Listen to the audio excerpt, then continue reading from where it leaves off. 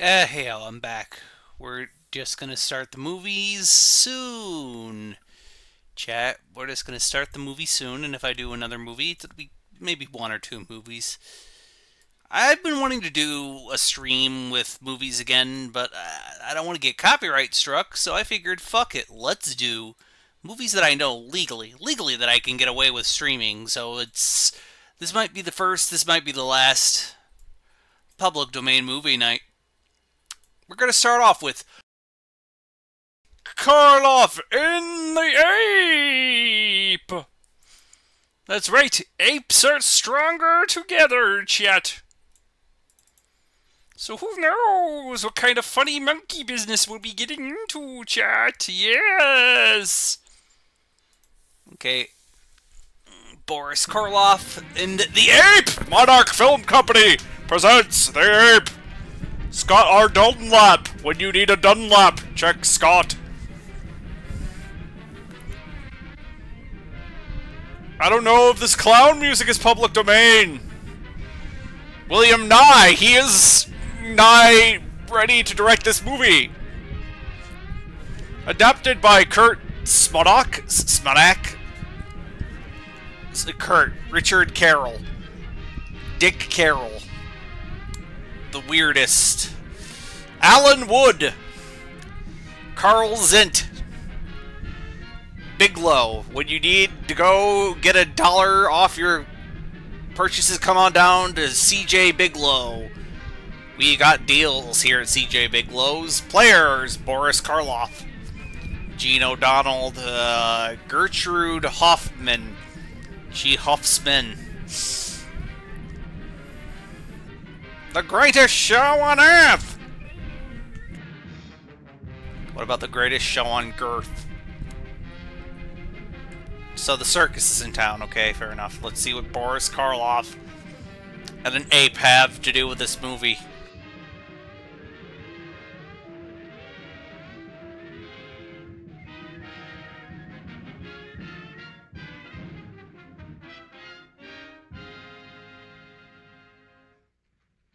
Well, boys, Got any old tires you don't want? only old tires I got 'em riding on. Got enough money to go to the circus, but not enough for the sideshow. Save your money. Plenty of freaks around here.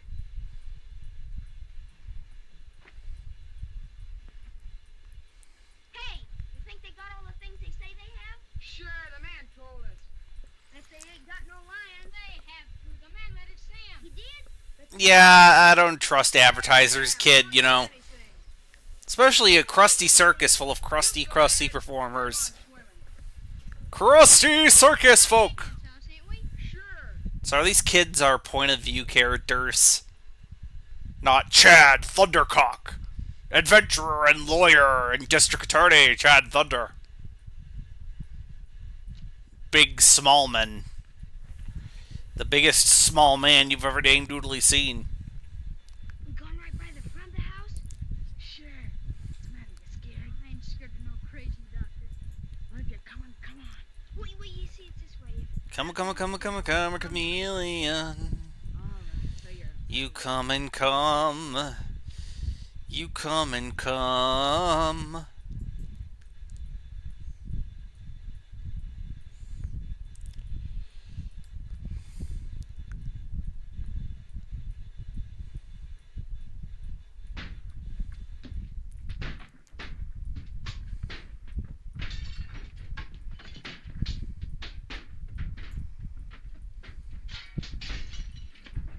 Get out of there, you little rock. What are you?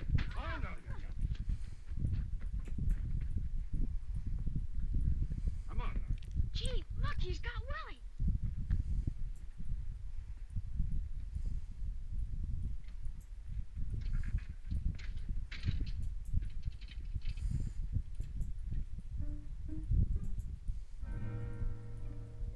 But where's the ape?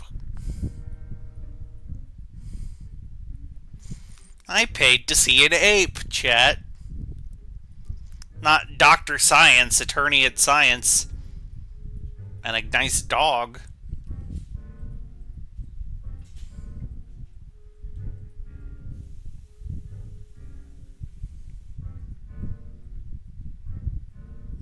Yes, a doggy. Healthy doggy, good doggy.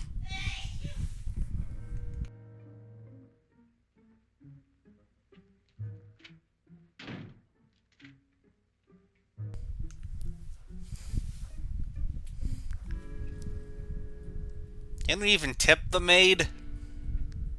I can't understand why they don't do something about Doc Adrian.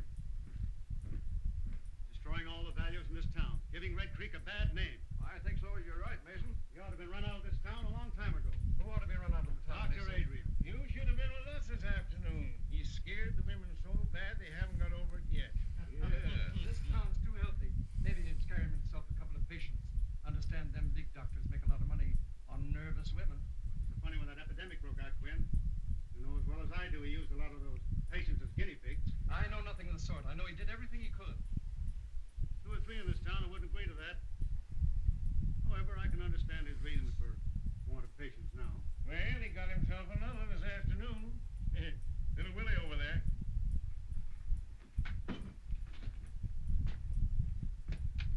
He ran after me, hurt me, and I wasn't doing nothing. Poor child.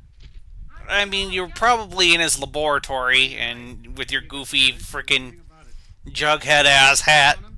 Now he's hanging around Miss Clifford's house experimenting with Francis, I guess. You make Oh no, they're experimenting. Greed hasn't done this.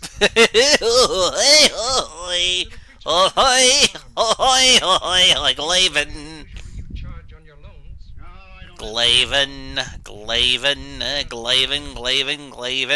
Be wasted on you. Glaven. Besides, we weren't talking about me. Why don't we kick the doctor out and be done with it? I'm ready anytime you're willing to start it. Look, I don't think we should kick him out. He's a doctor and he is an ape. Yes. Do you really want a doctor? I feel like they're just begging for him to become a mad scientist, right? Sure, I mean, it starts with kicking him out of the town, and then it starts with him developing a killer ape monster. It's none of my. I mean, you know, who am I to say? If they ever find out in the village what you've been doing. You mean about the animal? Yes, some of the dogs have been missed. Well, that phase of the experiment is all over. I found out all I need to know. Can I help you? I think they need you in the store. Just as you say, Doctor, just as you say. Let him measure his cocaine powder. It's medicinal cocaine. I mean, this is the 40s. God, I love medicinal cocaine. Oh, Doctor, sit down. Thank you. Oh, how's my girl today? Oh, you're all dressed up. Danny phoned. He's coming over. So early? We can't come tonight. He's going to the circus. Oh, yes. I almost forgot. I've got a present for you, Francis. Oh, for me, Doctor? Well, now, don't get too excited. Just you wait till you open it. Isn't anything at all. Jewelry. Yeah, you could tell Karloff's voice from a mile away, kids. Oh, it's beautiful. But why so much, Doctor? You gave me a birthday present last month. So I did. Well, this is a make-believe birthday, just as you're my make-believe daughter. Was she very like me? She'd have been just 18 today. She was to a war man. I couldn't save her, and I couldn't save her mother. I hadn't the weapons to fight the disease that killed them, but I have now, or at least I've got a knowledge of them. 10 years it's taken. Francis, you are going to walk again. You're so intense, you frighten me. Okay, yeah, this guy's gonna become a mad doctor if the town tries to, you know, chase him away. I feel like that's a good supervillain, you know, origin. You know, they shunned me Well, why don't you go? and my weird cocaine science, Why, of course she could. I don't know why. also known as just cocaine. I don't know. Hello, Mrs. Clifford.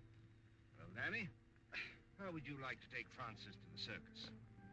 Yo, Danny was just, I don't know how old he was, but his parents built a very strange machine. It was designed to view apes. Don't you worry, Mrs. Clifford. He's gonna get him aped by an ape. Da da ba da da ba doop ba da ba da bop. Danny, I think you better run home and get yourself cleaned up. You look as if you'd brought all of the grease from the garage with you. You know, Francis, I think the doc's crazy. I suppose I'll have to like him as long as he's nice to you. He wants to be nice to everybody, but people won't let him. Well, I'm not saying I believe all the things. Don't you believe any of the things they say about him, Danny Foster? Well, all right, don't get excited. Look, Danny. The stories they tell about the doctor. Foster's is Australian for boyfriend. I don't know. Hands and face. Well, that about takes care of me. So long, honey. Goodbye, Danny. Danny boy, the pipes are calling. They're gonna say you're gonna get mauled by an ape.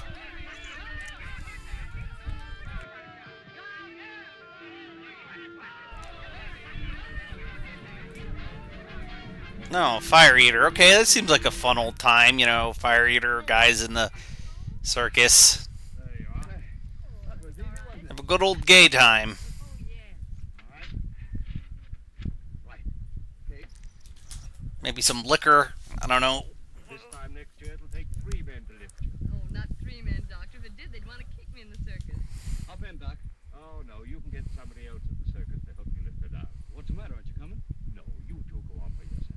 Now, you don't mind if I change my mind, do you? Oh, please, Doctor. You'll have much more fun. Look, your adopted mad scientist father is like, look, Thanks, I know you and this Danny guy, you're sweet on each other, so I'm gonna let you two have, you know, some fun alone. Oh, come now. This is no time for tears. I know it. I can't help it. Ah, nonsense. Change will do it a world of good. Good night. Good night. You know, for a resident mad scientist, he seems like an okay guy. I mean, he loves his adopted family enough.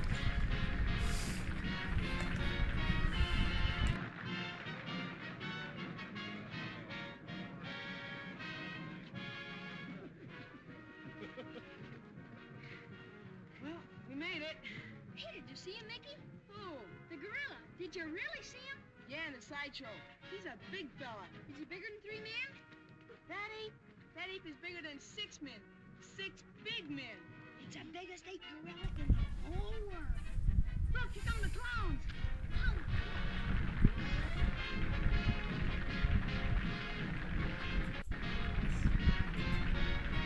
I want to make sure I heard this kid's names right.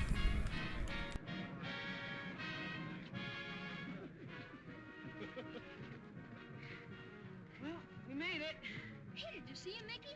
Oh, The gorilla. Did you really see him? yeah, in the sideshow.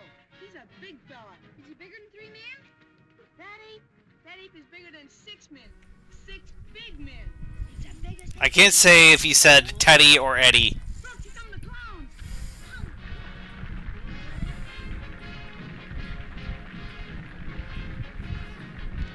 Of course, my name's on an old-fashioned movie. Having a good time? Yes. You don't act like it. Gee, everybody's looking at us. I'm nervous. What for? Well, out with a married man and, you know. Oh, he's having an affair. He's gonna die because this is the 40s. It's the best circus I ever saw. The only circus I've ever seen.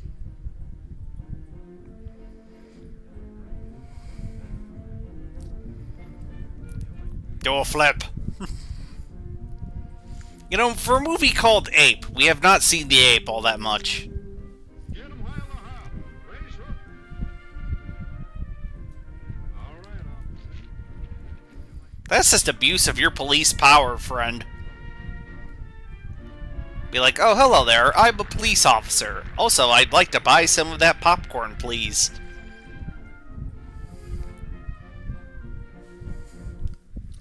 Peanuts, popcorn, right hot out of the oven. Excuse me, sonny. Peanuts, 5 cents a bag.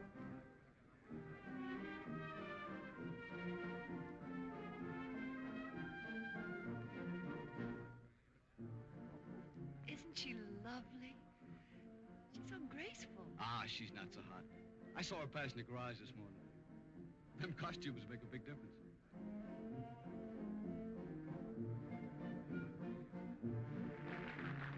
That's what the doctor calls muscular grace. Muscular coordination. Honey, look over that ring there. See? There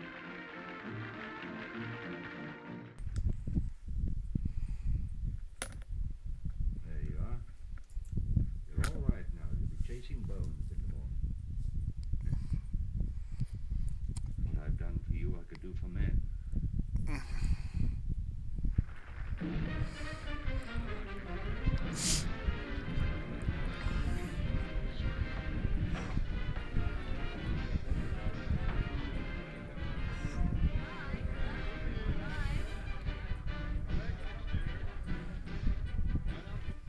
That's all, honey. I'm sorry it's over. We'll never miss another circus. You know, I like this guy. As far as, 1940s protagonist, he likes his girlfriend. Wants to treat her right. Doesn't mock the disabled. Seems like a swell enough guy.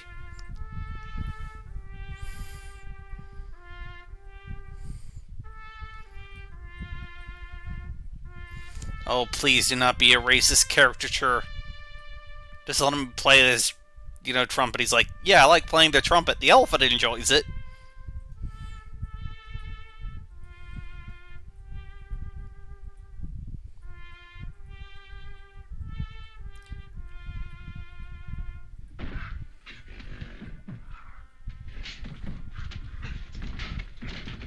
What are you trying to do? Drive that animal crazy? Well, he's getting mean. It's the only way I can handle him. You ever try a little kindness? Nothing wrong with him. Nabu. Come here, Nabu, old boy. Come on, Nabu. That's it. Yeah, well, 2 years ago he killed my old man. And I ain't gonna let him forget it, understand? I know he did. I was right here when he did it. Because he was abusing him, same as you're doing. If you don't watch your step, he'll get you, too. Wow, the owner is very reasonable. It's like, hey, don't fuck with the gorilla, and the gorilla won't fuck with you, buddy.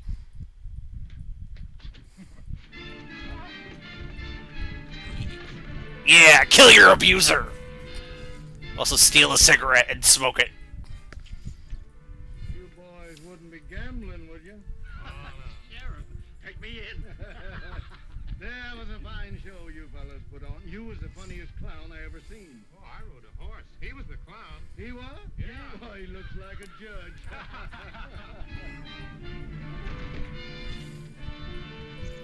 Finally, we get our ape of the move. Oh, Jesus, it's a fire!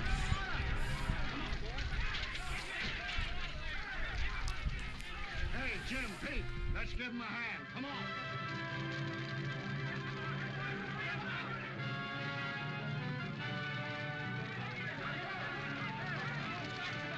Can't handle it. Send an alarm. Get the animals out.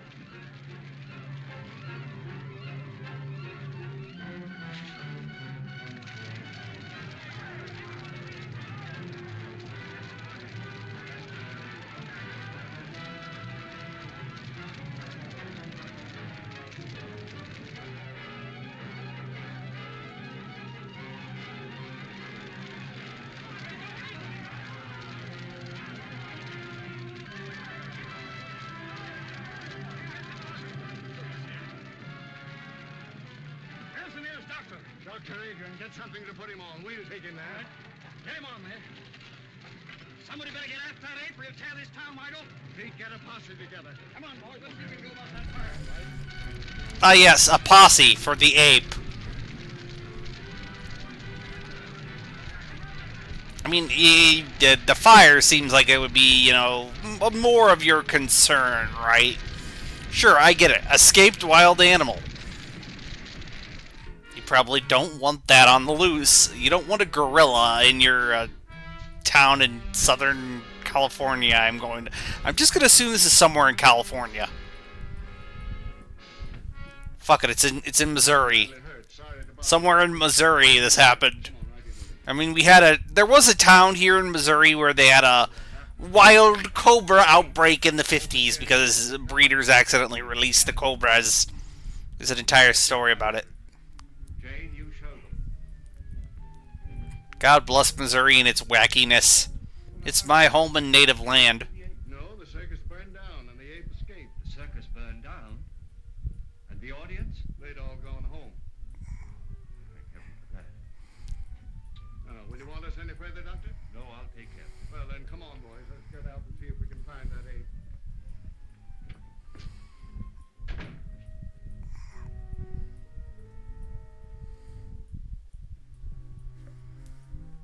let him get at me, mister. Don't let him get at me. Perfectly safe here. I'm a doctor.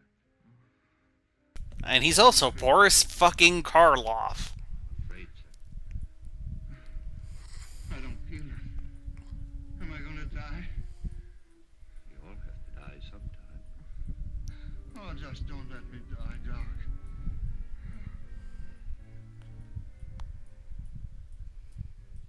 Man. The highest kind of animal.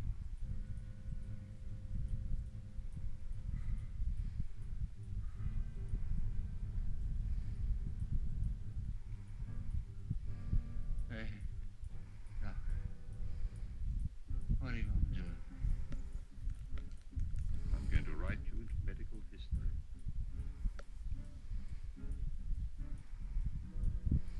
I'm going to keep a promise.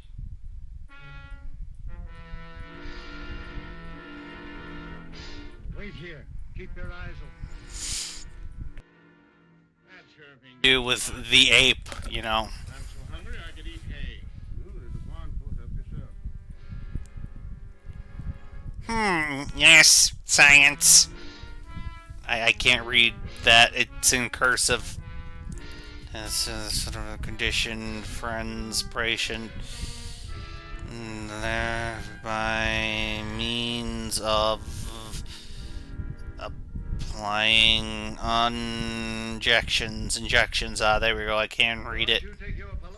They taught me cursive back in school when I was a lad, but I never really used it, so I kind of forgot most about it already.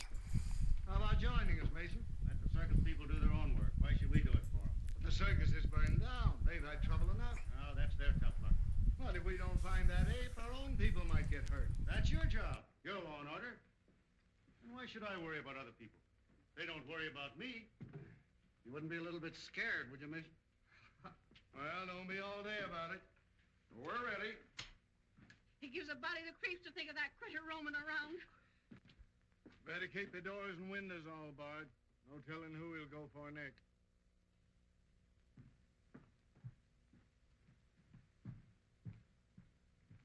Are you all right, dear? Mm-hmm. Want some more? What you thinking about?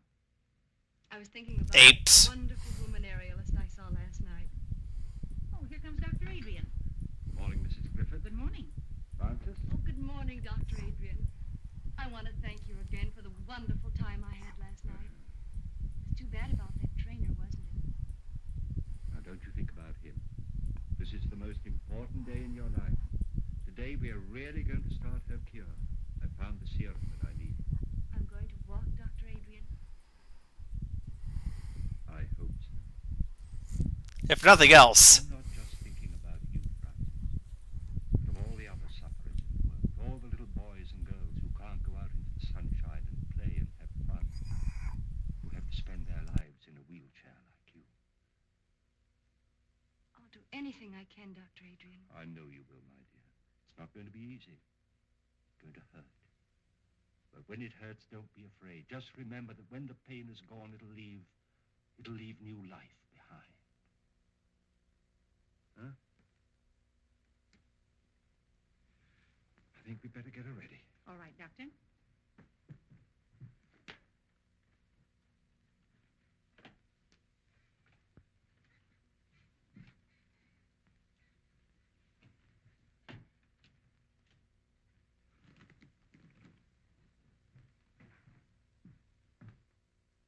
Now we've got him here and there and here.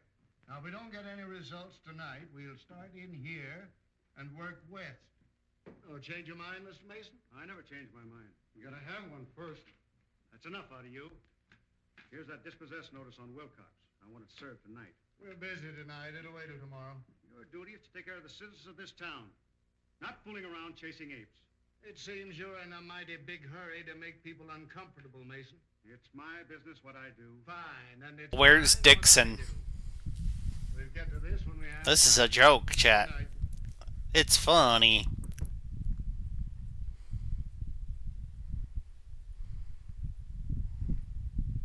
Oh, Doctor.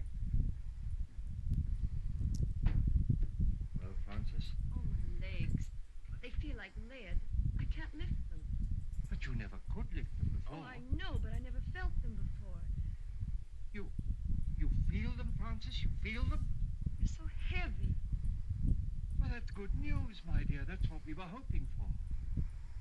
It's only just beginning. Now comes the physical therapy that will require you to build up your muscular strength to allow you to walk eventually. I don't know how all this involves an ape, but it's going to involve an ape, I hope. Jane. I hope this involves an ape. Jane. I was promised an ape. Jane. Look. Jane, his wife. No, no, no, no, no, no, no, no, no, no, no. Tiny bottle. It's working. The child will walk again.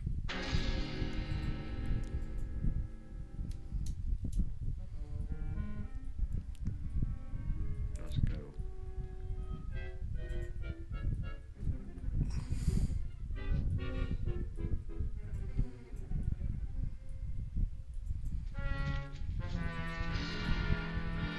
Ah, yes, mad science, evil mad science, and there's an ape. Finally, we get the answers to all our questions via an ape.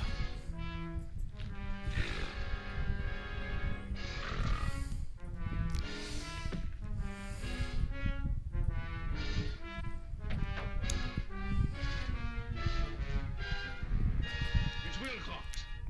He's all torn up. Apes. Apes. Apes, apes, apes. No good. Apes, apes, apes. I okay with apes.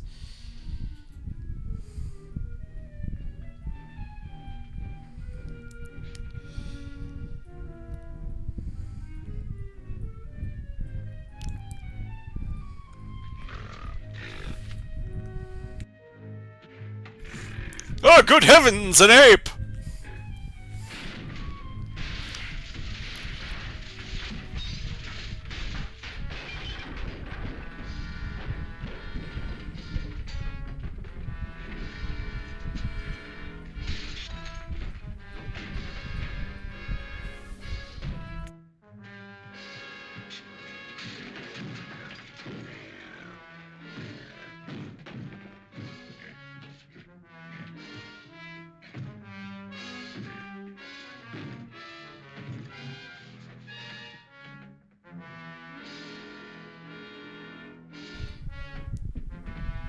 Well, that was the weakest ape I've ever seen.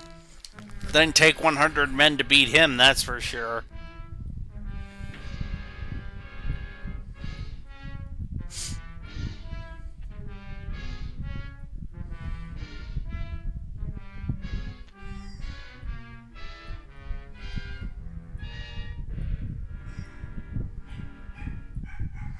Stop!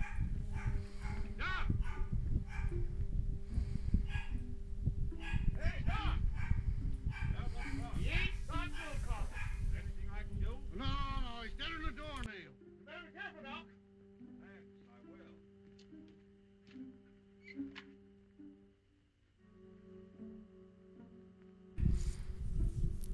Now to give him a coconut gun that will fire in spurts.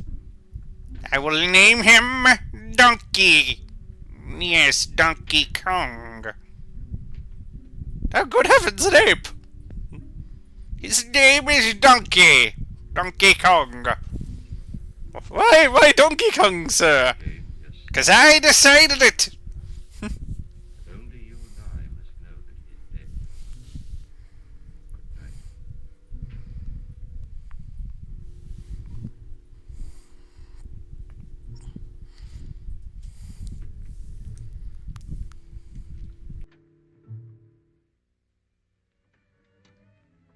My legs hurt quite a little, Danny. I know now Dr. Adrian is really going to cure me. What if they hurt you? How can you be getting better? Oh, you don't understand, Danny. They never hurt before. There was no feeling at all. Now they feel alive. Just the same, I don't like it. I don't like things I can't understand. Well, I don't understand either, Danny, but I believe in him. Oh, I have so much faith in him, Danny. He says I'm like a daughter to him, and, well, I know he wouldn't hurt me unless he had to. It's part of the cure. It's just got to be. You know, I like her. This Francis woman, All right. she puts her faith in this nice mad scientist that she knows, you know. But I'd rather carry you around all my life than have anything happen to you. You know what? Danny is a good fella. I like him. He just wants what's best for his girlfriend. He doesn't trust his local mad scientist as much as she does, but he's like, look, if it's gonna cure her, sure, why not? I don't trust him. But if you trust him, sure, I guess I gotta trust him.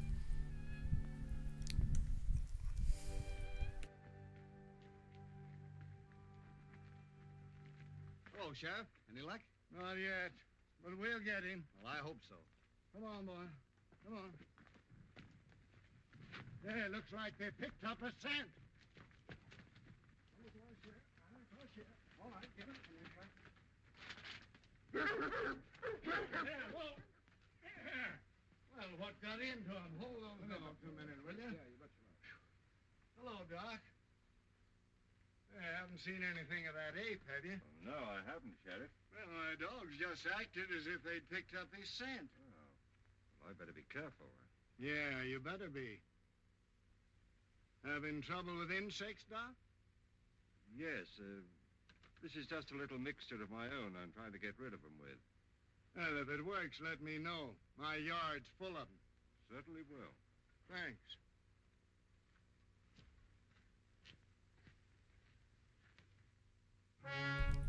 This is very little about an ape. I'm disappointed by the lack of ape in this ape-based movie. Wait, the ape is alive? I thought I killed the ape. Okay, sure, I guess he just decided, fuck it.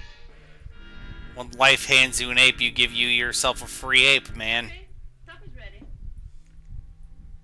Are you going out? Yeah, But I made lamb stew with dumplings. I don't care for lamb stew and dumplings, thank you. Besides, the sheriff wants us out early to capture that ape. You needn't lie. I know where you're going. Oh, you do? Yes, everybody does. So you must be gossip, eh? I can't keep people from talking to me and telling me you found a new interest. Suppose I have. Well, there's nothing I can do about it, I guess. Oh, keep that in mind. Yes, kill the adulterer. Carry on here where we live. Become an ape of justice. Stop pitying me. Even if you go Ape somewhere of else. justice. Try going somewhere else. But I have no one but you. Ape of justice, ape of justice, ape of justice, ape of You justice. got the river. Did he tell her to just kill herself? Yeah, this looks like a job for Justice Ape. So far, this isn't so much a mad doctor as the fact that he created a superhero ape.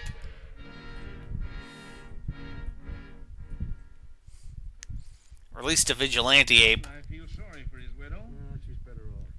Oh, that ain't funny when a man's been clawed to death. I didn't like him when he was alive, and I don't see any reason to like him when he's dead. Just the same, it ain't right. Even if he was no good. We gotta give that ape credit. He only picks out the ornery cusses. What makes you think you're safe? Well, boys, you get yourselves some rest today? About 40 wings, we're plumb tuckered out. Well, maybe we can get some more people in to help us out. Why don't we go out in the daylight? Because he don't come out in the daytime. The circus people told us we'd never get him then. We got to catch him prowling after dark. Think he's still hanging around the village? He got Mason, didn't he? And we found new tracks up around Dr. Adrian's house. Oh, give me a sarsaparilla.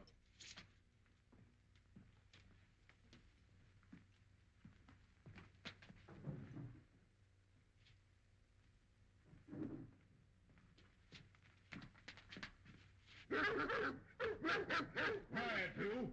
What do you think of that, Sheriff? Even the dogs don't like him. Oh, what got into him anyway? Acting the same way around his house. Don't make sense. Maybe it's 'cause the doc looks so much like an ape himself. This is no time for joking. All of you be on the job tonight. Oh, he turned the ape into an ape suit. Sure, whatever.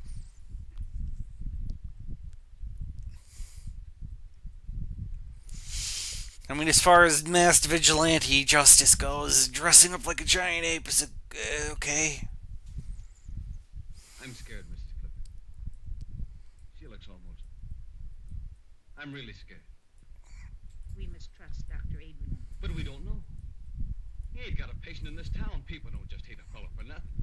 Do you hate him, Danny? No. It's not hating him. It's loving Frances the way I do. If anything happens to her, I'm going down to see. I gotta ask him. I gotta know.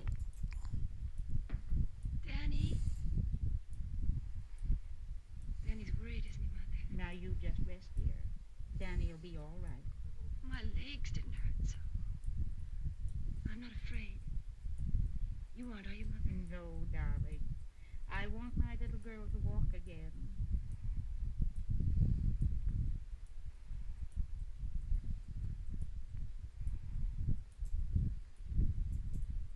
You ain't going in there, Doc. Now, what is this, Danny? I'm scared about her. I gotta know what you're doing. Well, surely you want her to live a normal life like other people. Well, sure, as long as nothing happens to her. I love her just the way she is, Doc. I can take care of her. I want to take care of her. I don't want Ah, Danny, you're a good boy. Danny, if through her I could rid the world of... I'm not in love with the world. I'm in love with her. At least he's honest. Just a guinea pig to you. Well, you gotta stop it. You gotta stop hurting her. You're gonna get aped, Daddy. You know that, right? You're gonna get aped by a man in an ape costume / ape slave to a mad scientist. Now, just you run along. Danny, you're fucking with someone out of your pay grade. You're fighting I don't know enough not about like a supervillain, but at least like a villain of the week material for like a, Now, don't or at least a Scooby-Doo ass villain, you know? Like, you're fighting someone who has the potential to be a supervillain. Here comes Danny with the doctor. Like, you know, like not on the not an A list, maybe like a C list supervillain. Come on. She's been in I mean, if he has the power to find a way to control all apes, then, you know, at least he has a gimmick there. Of course it is. That's what we're looking for. Now, you prepare her. Work.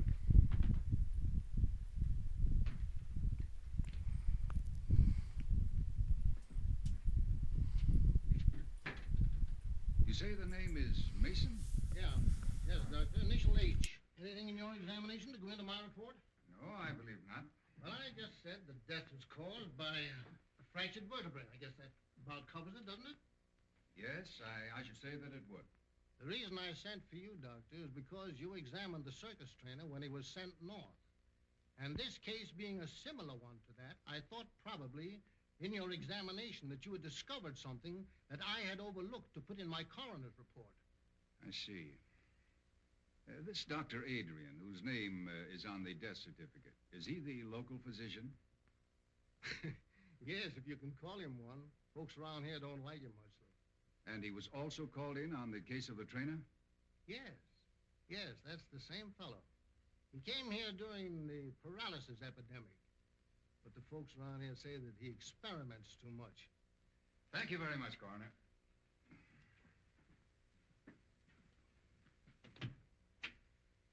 I believe you've given me all the information necessary. That's fine, Doctor.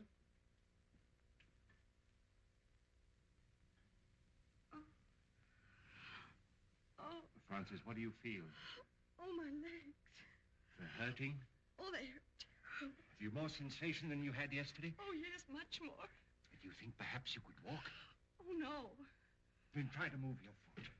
Oh, I can't. You can. Try. No, You can. no, You can. no. You can.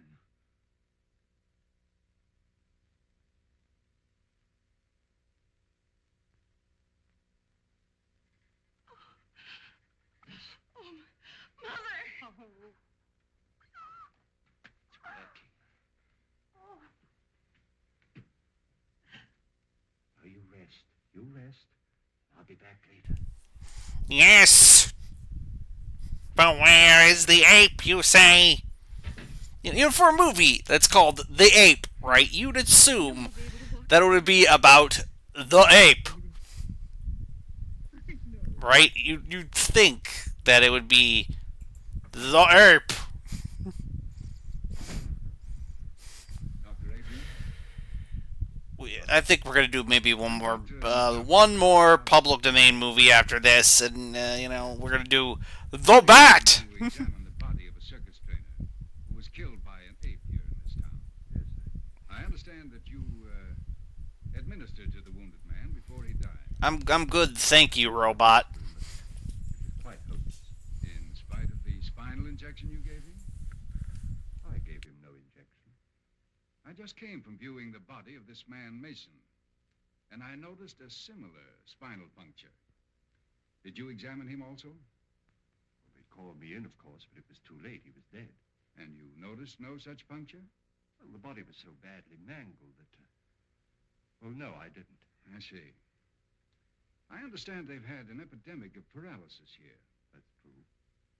Many years ago, the Robinson Foundation found it necessary to expel from the institution a most promising young research worker because of his daring, unorthodox experiments with spinal fluid.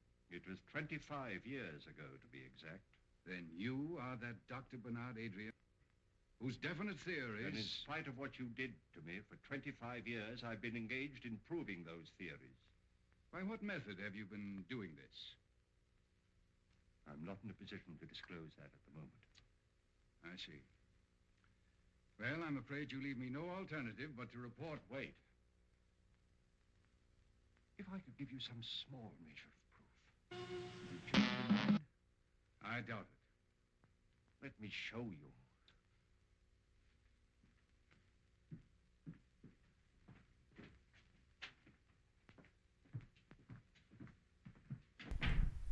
I'll show you. Oh boy, he's gonna show them. He's gonna show them all.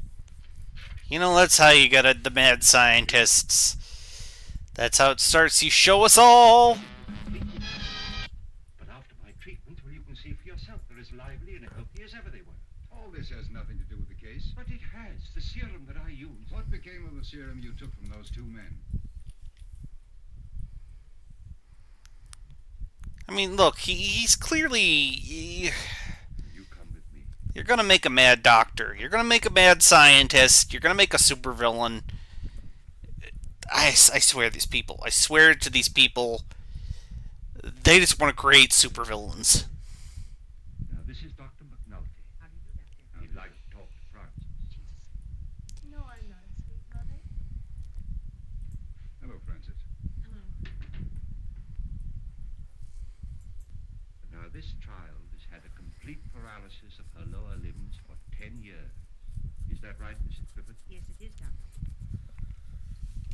Have you had any feeling at all in your limbs since Dr. Adrian has been treating you? Yes, they've been terribly heavy, and I've had a great deal of pain. Pain? Yes, and just a little while ago I moved my foot. Is that right? That's right. Will you do it again for me? I can't. Make an effort. I can't.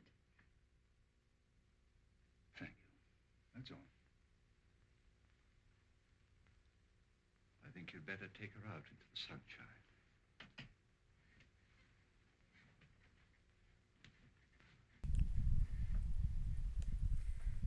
Yep. Is anything wrong, Doctor? Ape. No, Francis, dear, of course not. Ape movie. Movie about an ape. I expected a movie called The Ape to be about an ape. Her foot did not move. But I did feel a definite muscular reflex. Congratulations. Holy.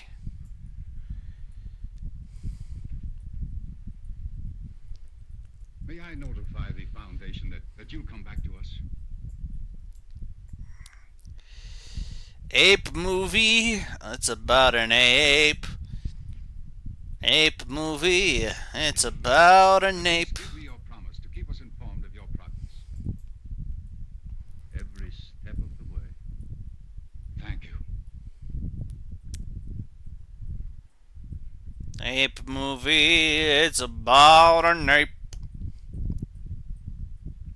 Where is the ape? Seriously, for a movie called The Ape, there has been very little of the ape.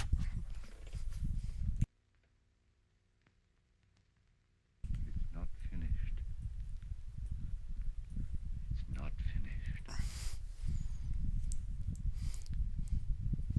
Erp.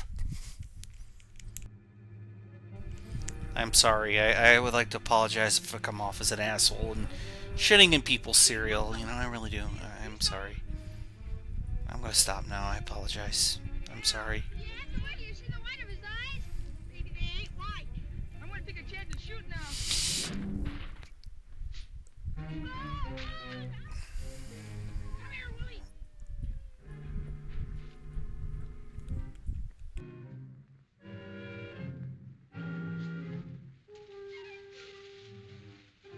Well, at least that's realistic. You know, it's realistic what happened to the ape. You know, you shoot at an ape. I'm sorry. I'm shitting in people's cereal. I apologize. I really don't want to hurt people's feelings or be an asshole or be Captain Cock-a-lot. You know what I mean? I want my Willie found. The idea of him wandering around in the dark with that gorilla Which loose. none of you men seem able to capture. Oh, it's all your nephew's fault. He's always leading my little Willie astray. Well, he's always under Mickey's heel. Oh, he's nothing to Now, that. ladies, we've got work to do. Our kids are just someplace where they shouldn't be. That ain't nothing new. Have you looked down in Jones's barn? I caught 'em smoking there last week. We've searched the whole town. Go take a look for 'em, Pete. They ain't far away. Where have you been? Just a minute, Walker. We got him. What is it? Mickey killed him and shot him dead. Bang, bang, between the eyes. Hold it, kids. What'd you shoot him with, Mickey? My 22. I got a good beat on him. Where's your 22, Mickey? He dropped the chair. I did not. The ape grabbed it. I'll ape you when I get you home. Ah, gee, Ma, don't you believe us? Where'd you see him? On the pike about a quarter mile from Doc Adrian's house. All right, get him home. Oh, Mickey, come on, Willie. I mean, that's reasonable to expect. You know, little boys lied about shooting an ape. I look into it. Where are the dogs? Red's got him over on the other side of town. All right, let's go.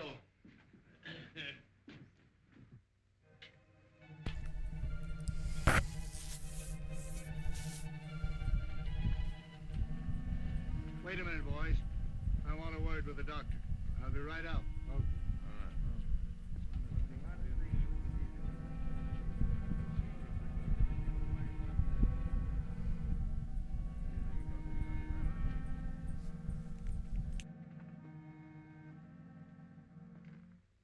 Is the doctor in?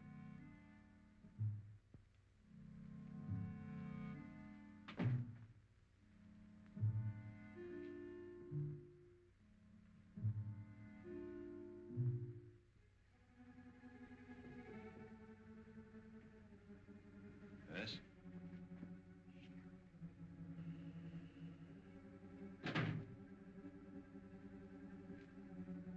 Oh, good evening, Sheriff. Just wanted to see if you were all right. Ain't been out, have you? No. I'm trying to think out, Doctor, a lot of things. That ape seems to take a fancy to your place. Now, don't take offense, Doctor. I'm just trying to clear up my mind. Them dogs of mine have been sniffing. I do apologize if this comes off as like me being an asshole or anything. I really do mean that. I mean, There may be some people are just trying to do their lives, and here I am, Johnny shits in their cereal. But I ain't never seen my dogs offended at anything. Can't understand it, Doctor. So yeah, if you don't like that or my kind of humor, I get it. Jane, I understand, you know.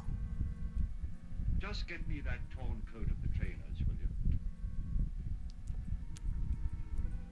Now, this is an idea that's just occurred to me. I don't know whether it makes sense or not, but perhaps it'll explain your problem.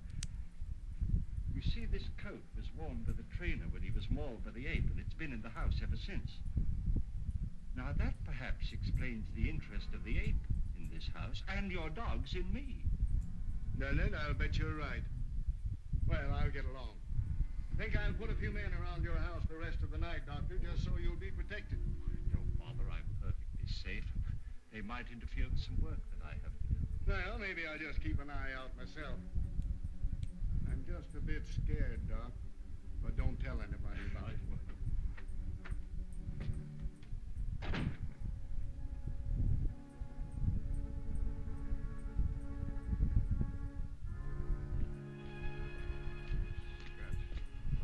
This is the coat that trainer was wearing when the ape killed him. Boy, Just did look he at rip that. that Look out. how he got over that. One sweat. Well, come on now, boys. This isn't getting us anywhere.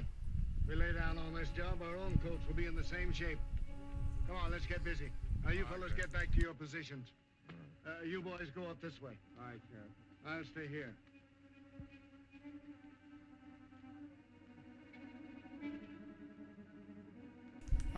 Yeah, this is certainly a movie about an ape. I'm sorry. I don't want to come off like an asshole because, people work hard, and I'm sure there's got to be at least one or two people who worked on this movie that are still alive, right? 1940. I mean, they're probably very old, though. They're probably the kids who worked on this might be my grandma's age, but they could still be very much alive. I think. I don't know. I'm sorry if that hurts people's feelings. Now, Francis, dear, I want you to forget all the I don't know how old Boris Karloff. I think he died in like what the 50s, 60s. I can't remember. It was probably later than that. I may be wrong here. I know he's the man in the who's in the most. I'm having a brain fart. Excuse me, one moment. I know he's the man who's on the most postage stamps outside a U.S. president here in the United States of America. Try it, Francis. You can. You know you can. Move. There. You moved it, didn't you? You moved it. Now the left one. Now the left one. Now move it. Try. Try again. There. You moved them. You moved them both, didn't you, dear? She likes to move it, move it. Oh, 69. Okay, no. He died. I mean, he was an old man. He was 81, so, he lived a long, healthy life, and good for him. You see, I told you. Go get us some water. Oh, she's all right, Danny. She's better than she was, isn't she? She needs more. She needs more. Take care of her, Danny. I'll be back. Oh, Francis, darling. Francis.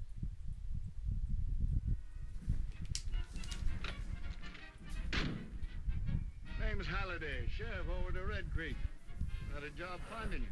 Well, circus jobs are pretty hard to get, Sheriff. All jobs are kind of scarce. You boys get that ape yet? Oof. What I come about? That's a little too relevant in today's world. Yeah. Well, we did the best we could, Sheriff. The fire broke up the circus. Some of the boys stayed there, didn't they? You know what would be fun if the sheriff was the ape all along? Or that's an interesting idea for a movie. A town, like in the 1940s, is like a gimmick. Says, what if we just make this zoo ape in our zoo, our sheriff, is like a tourist gimmick? But then the ape breaks out of the zoo and starts dispensing justice. I'd read it. I'd watch it. It'd be worth at least a laugh or two, I'm sorry. Do they prowl around much, or do they stick to one place? Well, the gorilla generally sticks to one place if he's got anything there to keep him. We see evidence that this fellow's hanging around one place. Hey, that ape had it in for the trainer. Where'd he die? In the house of a doctor near the outskirts of town, and that's the place we think the ape's been hanging around. Say, how would he trace the trainer to that house? Well, sense of smell. We're pretty good at that. Did you bury him in town? No, we sent his body to his people up north. That don't give us much, does it? Any of his clothes around? When that trainer was taken away, his coat was left in the doctor's house. Would that draw the ape there? It certainly would. You better get rid of him. I was afraid my time might be wasted coming over here, but I guess it ain't. Thanks very much, Mr. Howley. I better be getting on the road. I'd like to make home around nightfall. Well, anything I can do for you, let me know.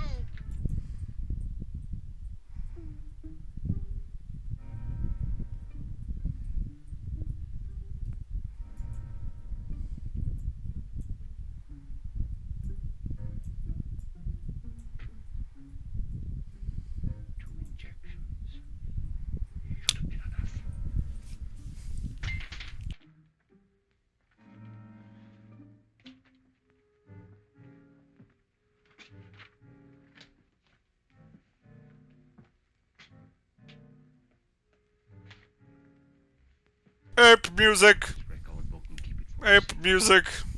I'm sorry, I do apologize.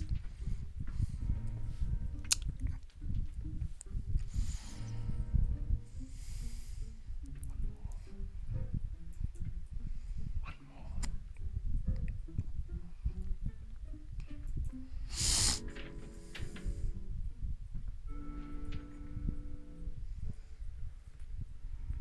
Pete, you two boys go over there by that shrub.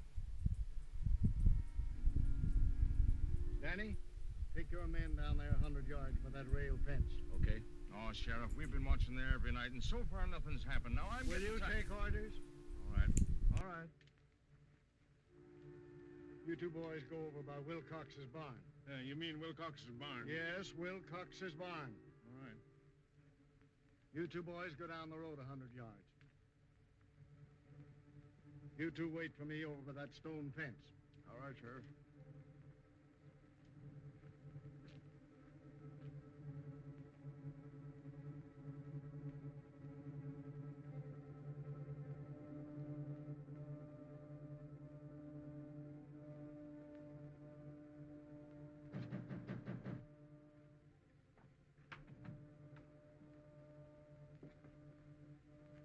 Is the doctor here?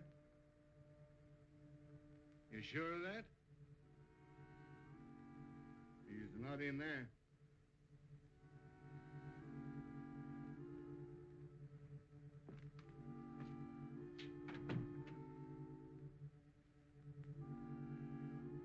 I don't have anything really funny to say. No astute observations. You know, I really don't. I'm sorry. I'm gonna try to be less there, less haha funny Charlie energy, man. Because that attendant told me that ape would haunt any place for that trainer. Jesus, man, this movie does not have a long time. There's not much ape. I bet there's less than like an actual. No, there's gotta be. I think there's only like a minute of movie of ape in this ape movie. You know, a movie that's supposed to be about an ape. But here we are, you know, apeless, Is this where we found the body?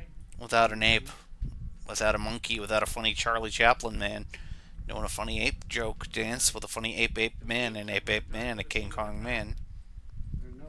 I'll be your man, your King Kong man, your ape man. Well, we got something to look forward to. I'll be your ape man. I'll be your ape man, and your King Kong man, and an ape man, and a King Kong man, and I'm gonna stop now. I'm sorry. That ape. As weird as he looked like he. Oh, it's just the way the movie was lighted. Lit. Sorry. Yeah, fucking ape. George! God, this ape is lame. What's the matter? This is not the ape. Fire shot.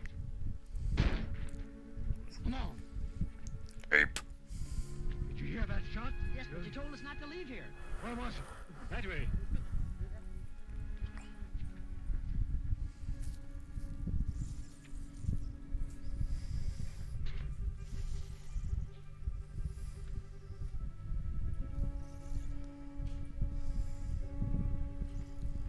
What is it?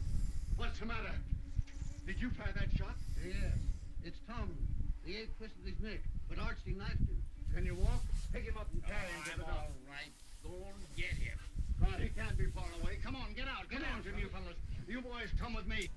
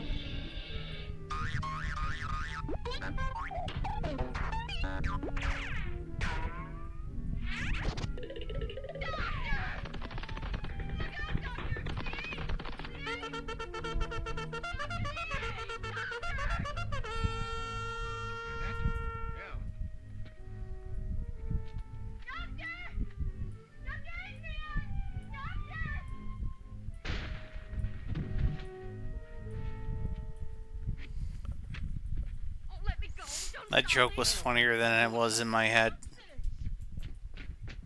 Let me give him one, Sheriff. Hold on, that's enough. He's done. That joke was funnier in my head, chat.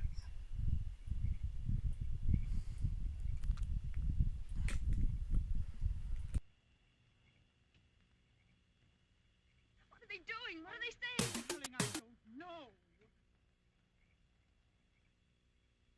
It's the dog. All right, boys. Take that off of him. So he was just pretending to be the ape all along. I don't really care. So yeah, he really was just a Scooby-Doo ass villain. Yes! Worth it! Worth the whole Scooby-Doo villain bullshit. You all said I was crazy dressing up as an ape and killing people! Walk?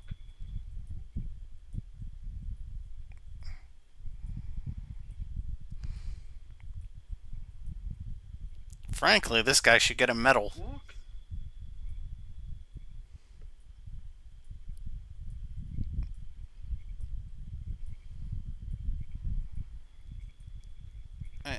Yeah, that sure was a movie. See? That sure was a movie about apes.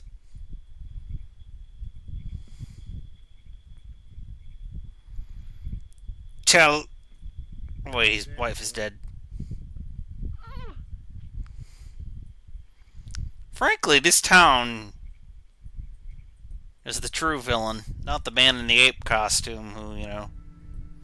When he got rid of that adulterer... Oh, Danny? No, wait, Danny. I feel nothing. That was an hour of my life, chat.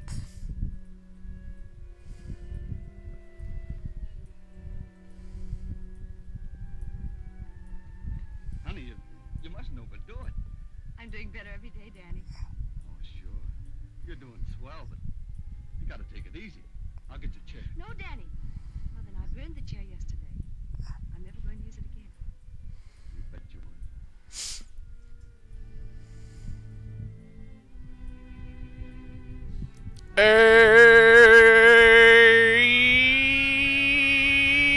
Ape! Fucking... I'm sorry. That was... Ooh, I've seen some stinkers in my life today, chat. We're going to take a BRB and I'm going to decide if I'm going to play more funny ape... Well, not funny ape movies, but more funny public domain movies. I'll BRB...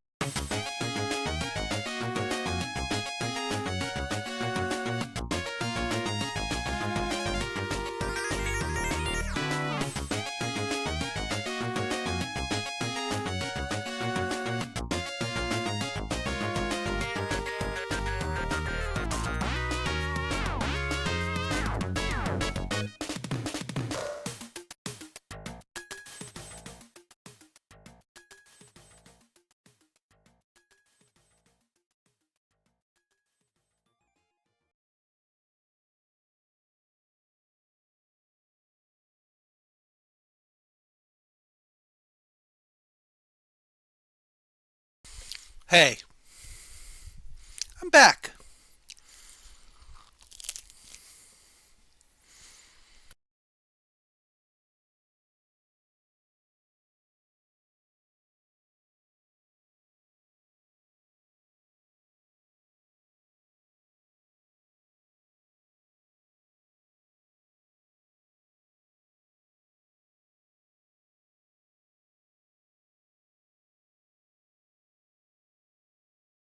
Let's start the bat.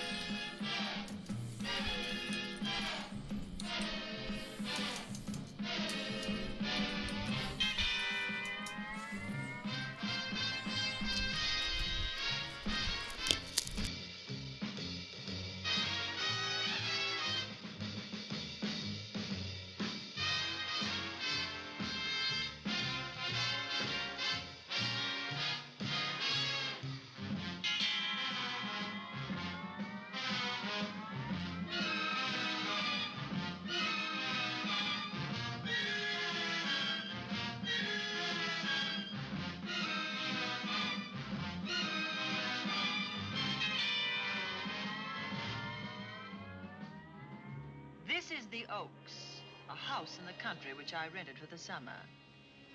As an author, I write tales of mystery and murder. But the things that happened in this house were far more fantastic than any story I've ever had published. I brought a staff of servants from my city apartment, and my maid Lizzie Allen, who had been with me nearly 20 years.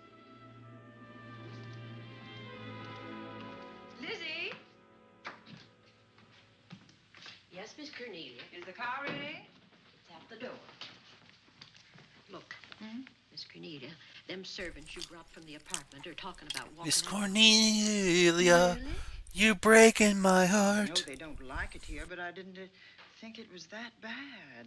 Well, they've been hearing things about the killer that the police call the Bat and the murders that he committed here this past winter. I mean, the Bat's a solid supervillain name. Well, how can they be sure of that? It's not like the greatest supervillain name, but at least it's, solid connection to vampires. There's something else. You know. You've heard about the bats they have here. Animal bats, the kind that fly. Yes, yes. Look what it says in this magazine. This is a report from the state health department, and it says some of them bats is rabid. Well. And that ain't all.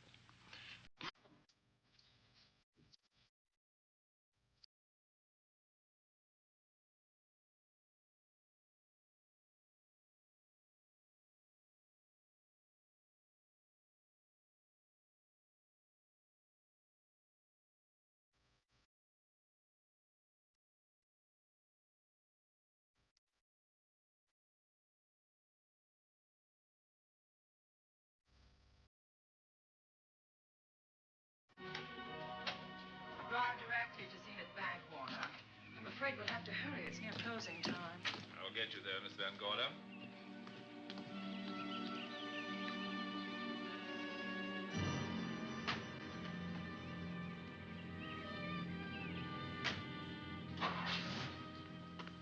Thanks again. Miss Van Gorder. How do you do, Mr. Barry? How are you? I'm very well, thank you. You remember Lizzie Allen? Of course. Hello, Miss How Allen. do you do?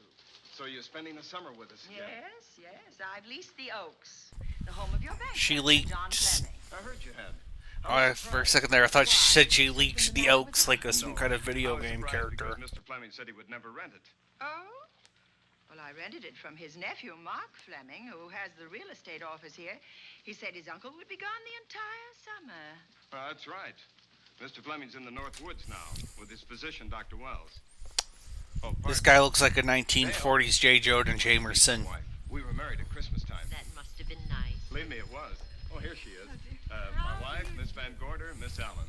How do you do, Mrs. How do you Bates? do? Cornelia Van Gorder. Yes. Oh, well, I've read every murder mystery you've ever written. I just adored that weird one, The Private Morgue of Dr. X, even though it gave me the shivers. Only the shivers scared hell out of me. Oh. Well, I really mean that Miss Corney killed them off in that one. When you refer to my books, please don't call me Miss Corny. Pardon me, Mr. Bailey. Mr. Hines is here to see you. Oh, yes. Hines, catch up. Don't be strangers now. No, no, I we should won't. say not. Oh, so you're a bride. Well, not quite. Not since Christmas. No, I'm sure I've seen you. Well, I used to be my husband's secretary here in the bank. Of course I remember. May I welcome our most distinguished visitor back to Zenith? Oh, that's very charming, but, Lieutenant Anderson. Lieutenant Anderson, of course. Chief of Detectives of the Zenith Police Department. This is Miss Allen. Miss Allen. How do you do? Lieutenant Anderson is one of our favorite citizens. He's on the bank's board of directors. Not bad for a policeman. You must have made a good... Yeah, I don't trust no police officer who's on the bank of director bank. I barely trust police officers. I'd rather not get into the politics of it all, but I... Lieutenant. Goodbye. Goodbye. Nice to meet you. My, what a charming woman. She moved into the Oaks just the other day. That house is a proper setting for a writer of mysteries. Oh, it certainly is. Vic, what's the matter? Come in here, both of you.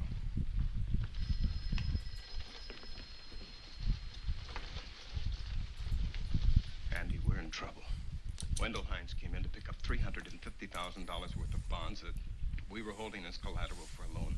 That's like $1 trillion in today's money or some shit. The only officers of the bank who have access to that vault. So, That's like $1 trillion in today's money, I assume.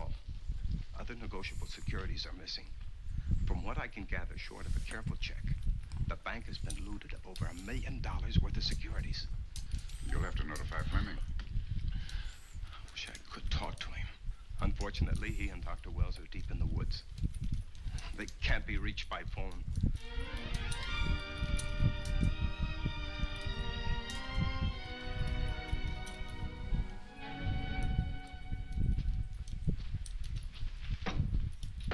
What is it?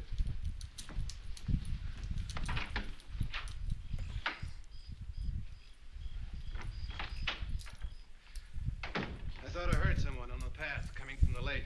Had an idea it might be that guide of ours. Oh, Sam won't show up until morning. It's a 20-mile canoe trip from here to civilization. 5 will get you 10. Sam has a message for me. I thought you told him at the bank not to bother you. I did, but they'll bother me. That guy looks familiar. I have no idea where he's from, but he looks like a familiar actor. I've probably seen him in some B movie once. What would you do for $500,000? December. Anything Oh, hey, it's short of Vincent money. Price, everyone's favorite St. Louisan. Too messy. Too great a risk? For $500,000? Yes. I pinched $1 million from the bank. Oh, I'm not kidding. I embezzled it. Not that I think you wouldn't do it if you thought you could get away with it. I got away with it. I'm not talking about currency. I took negotiable securities that could be converted into cash. I have the cash in 10s, 20s, and 100s. Well, I'm your doctor, not your lawyer. Why tell me this? You'll find out why. Who's going to take the blame for the robbery? Bailey, the cashier. They'll never suspect me. I like Bailey. Well, so do I. I love the guy. I gave him his first chance. He has a lovely little wife. Charming girl. Was the best man. Yeah, I don't like the fact that you're polishing a In my gun. family's tomb in Zenith, in the crypt with my father's casket. I don't buy that, John. No? No. John seems like a scary motherfucker. When you were a very sick man. When you raved in delirium. And I heard you talk about a hidden room. Now, where else could you put a hidden room except in that mansion you built? That white elephant you call the Oaks. Look, everyone knows I have a bad heart. Now, who would doubt it if you wired the bank directors that my heart had failed? That I had fallen from a great height here in the woods, and that I was badly smashed up. You could ship the body back for burial and instruct them not to open the casket due to the condition of its contents. Well, you realize, of course, that we'd have to have a body to put in that casket, which means that we'd have to deal with an undertaker at this end. Of course. Well, where do we get a body? Couldn't we provide one of our own? How about Sam? Sam, our guide? Sam weighs about as much as I do. He's practically a hermit. He wouldn't be missed for a long time. The local So, undertaker would know. to me, this just seems like two catty gay men are plotting some sort of evil scheme, and I'm here for their supervillain scheme. Why do you have to do this? The jury might acquit him. In that case, I'd be a logical suspect. I could disappear, of course, but it's safer if they think I'm dead.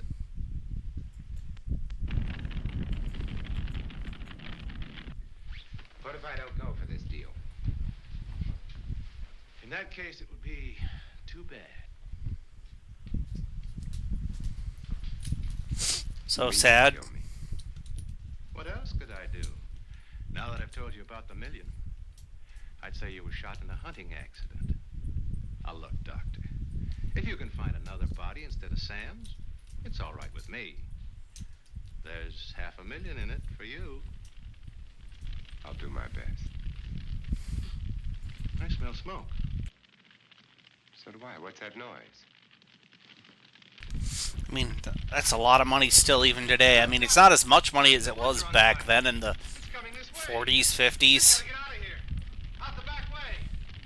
We will.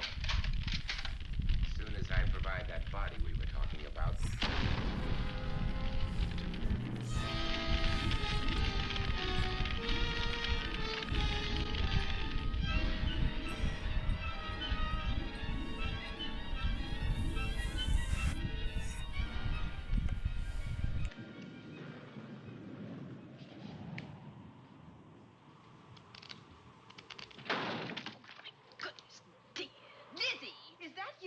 Yes, Miss Cornelia.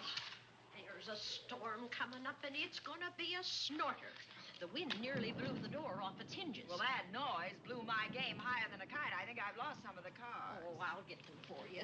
Oh, I see you found the paper. Drat that paper boy, scooting by on his bicycle, just chucked it into a clump of bushes and let it go at that.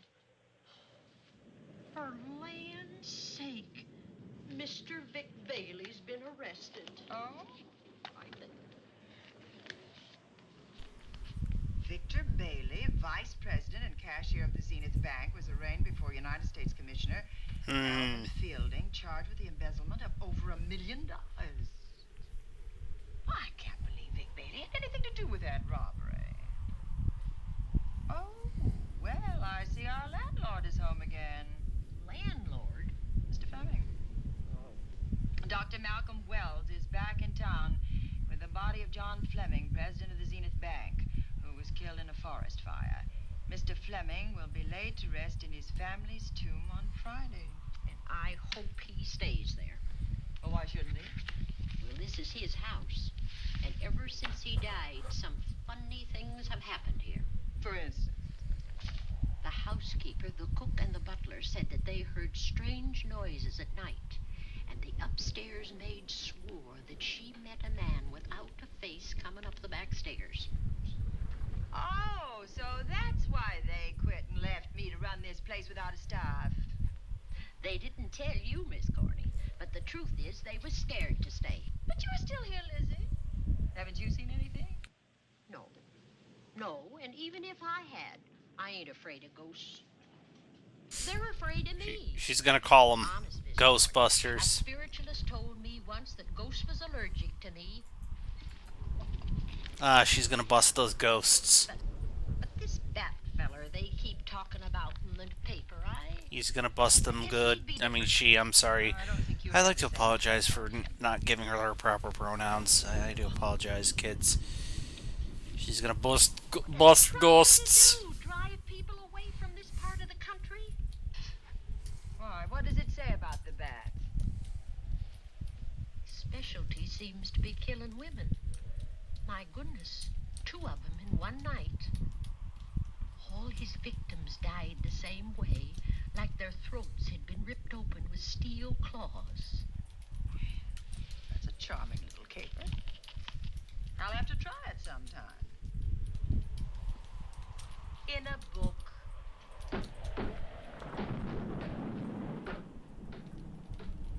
That ain't nothing. Just something bumping against the house. What goes bump in the night, Chad, I wonder? That's just the wind banging a door. Pay no attention to it. Listen to this. One of his victims, who lived for a moment after she was found, described the bat as a man without a face. Honest, Miss Corney, I think that woman must have been exaggerating.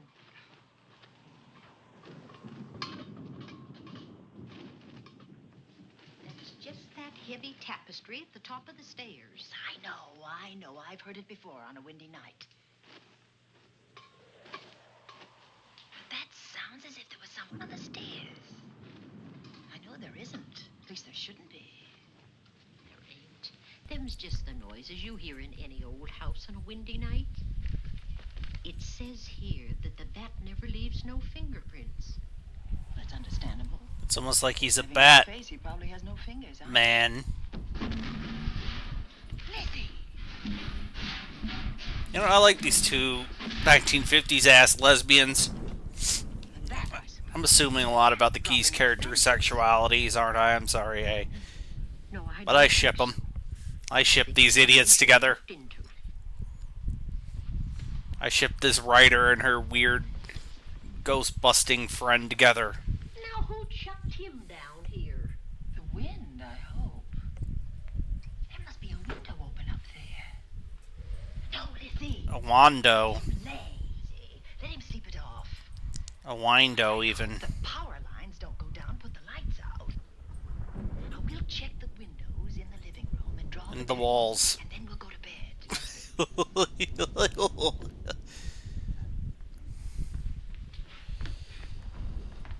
Oh, what kind of humor will I give you?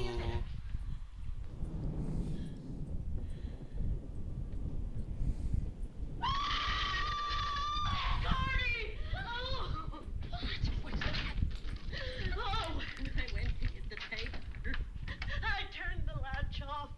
I forgot to turn it on again. He's out there. He was coming in. He might have got you. Oh, but he didn't, and he's still out there, thanks to you. Now, you hurry now, and we'll call the police. No, I won't leave you, Miss Corney. Are you okay? Yes, ma'am, Kiss. I'm okay. Okay.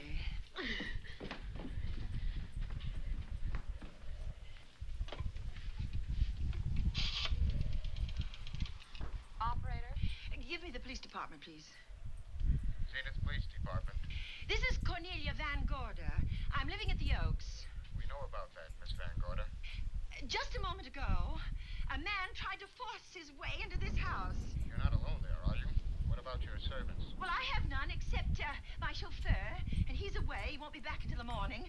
Now, there's only two of us here tonight, and we're going to lock ourselves in my room.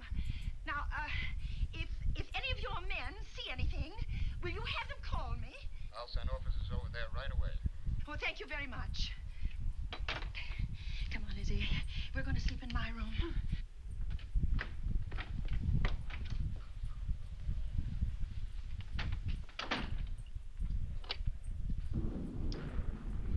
Well, nothing can get at us in this room now. I think this door seems good and solid. Like the door to a tomb.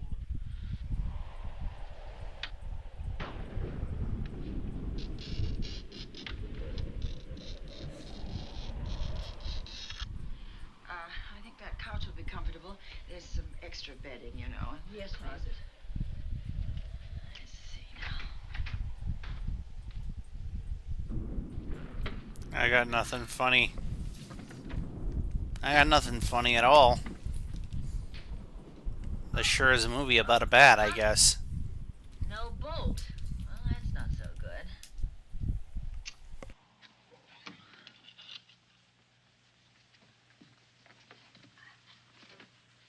Oh, what's that for? That, my good woman, is a booby trap. If anybody's Booby. this will be knocked off. Booby. Ha ha! Booby. I am such a child. I apologize greatly on behalf of the British Broadcasting Corporation. But booby is a funny word. I stand by that, chat.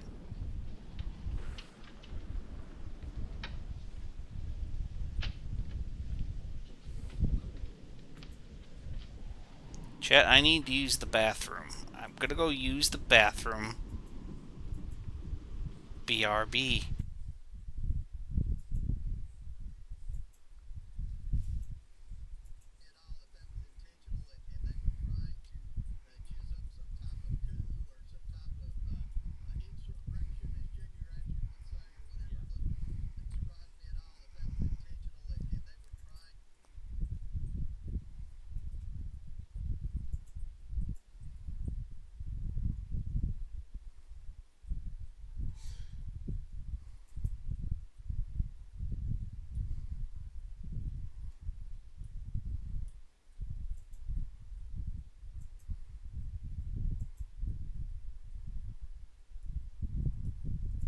Hey, I'm back. I had to use the bathroom. Let's watch a movie about a bat, hopefully. Fiddlesticks. I forgot my night things, my robe, my gown, and my slippers. I'll go get 'em now. Now, wait a minute, Lizzie. I'll go with you. Now, don't you bother, Miss Cornelia. My room's just down the hall. Lizzie, I told you to wait. It's all right. I'll only be a second. Get in here. Get in here.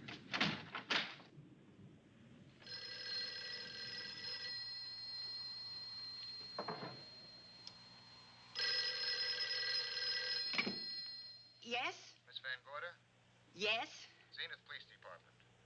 There's a police car just outside your house, and the officers in it have reported that there's no sign of a prowler anywhere on the grounds. Well, the man's inside now. He's in the hall, just outside my bedroom. Have your men break through the kitchen door and search this place from top to bottom. Okay, Miss Van Gorder. Sit tight. I will. I have a gun, and I know how to use it. Miss Van Gordon's got a gun. Oh, she wants her daddy, ooh. Relax, Lizzie. The police did a good Oh, a minute new. I forget the rest of the song. To Jenny has a gun. All right, so he got away. Oh, a minute, ba ba da ba ba. Just try and get some rest.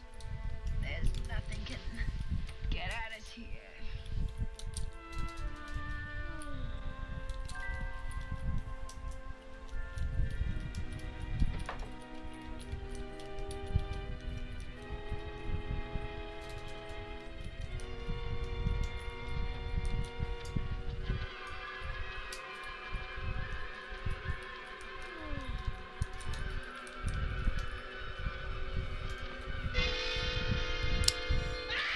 Yep. Mm-hmm. Miss Cornelia! Miss Cornelia! What's the matter? Oh, nonsense. You've had a nightmare. Maybe I did. But there was a bat and it bit me. And it flew in that closet. Yep. Lizzie, you're right.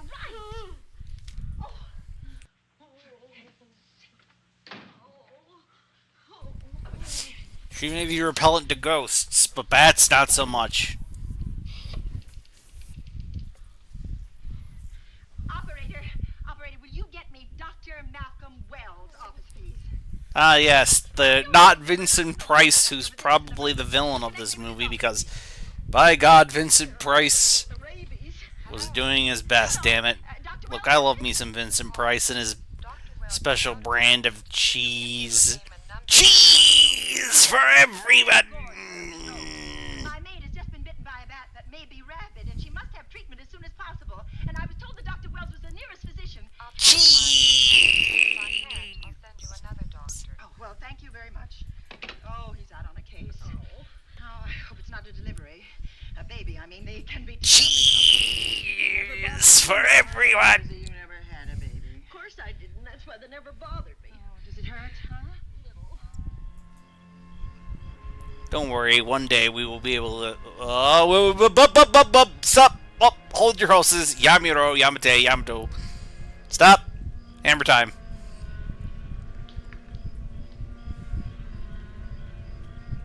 He's got him a car that's as big as a whale. And it's about to set sail.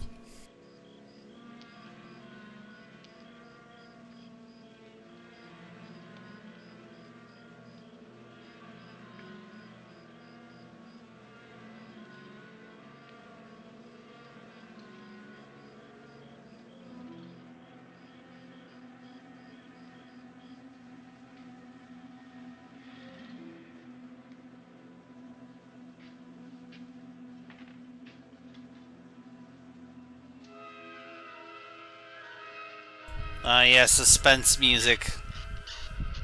Ah, yes. Oh, what will they do when you think out of tune? Na na na na na na na na me. What will I say with a bat that is make? This seems like just bat abuse. I mean, look at the little fella. He's not doing anything wrong. He's just being a little friend. Are you there, Dr. Wells? This is the operator. Your call service is on the wire. It's an emergency. This is Dr. Wells. This is your call service, Doctor. Oh, hello. I was just doing an experiment. I left the receiver off. That's what I thought, but I kept trying. Miss Van Gorder at the Oaks called and said that her maid had been bitten by a bat, and she's afraid it might be rabbit. What? Oh, all right. Tell her I'll be right over there.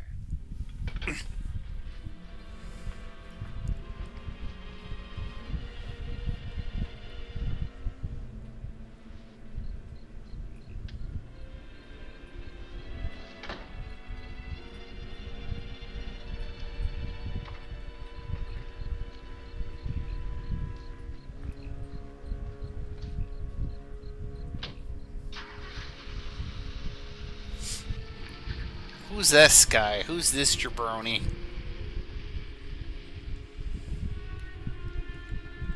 Who's this dumbass?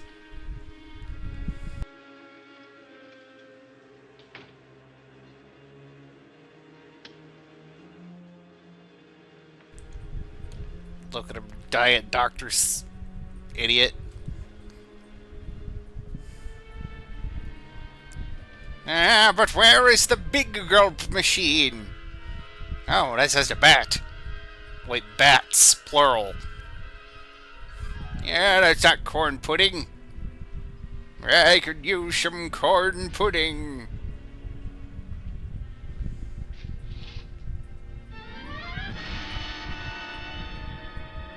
The bat signal. He now knows how to strike fear in the hearts of criminal scum everywhere and avenge his parents. Who's there? Dr. Wells. Come in. Good evening. Oh, I'm so glad they found you, Doctor. Well, I reached my office shortly after you called. How is your maid? Is she in any pain? No, she doesn't seem to be. Did the bat get away? No, I believe it's still in my bedroom. Oh, good. I'll want to examine it. There you go, Miss Allen. Now you feel better? Doctor. Thank God for the rabies vaccine. Maybe better after I've examined the bat's brain under a microscope. That thing's got a brain? Oh, you'd be surprised. Where is it? I think the little darling is in that closet. Oh. You know, it's a pity you leased this house, Miss Van Gorder. Why a pity? Well, my dear lady, I don't want to alarm you, but... Oh, well, after tonight, nothing can alarm me. Yes, I understand. It must have been terrifying. So many unexplainable things have happened here. There's something about the place. Your servants must have sensed it when they walked out on you. An apprehension of disaster. Well, let's see. Aha! Yes. There he is. All right, now. Take it easy. Nobody's going to hurt you. Quiet now. Quiet.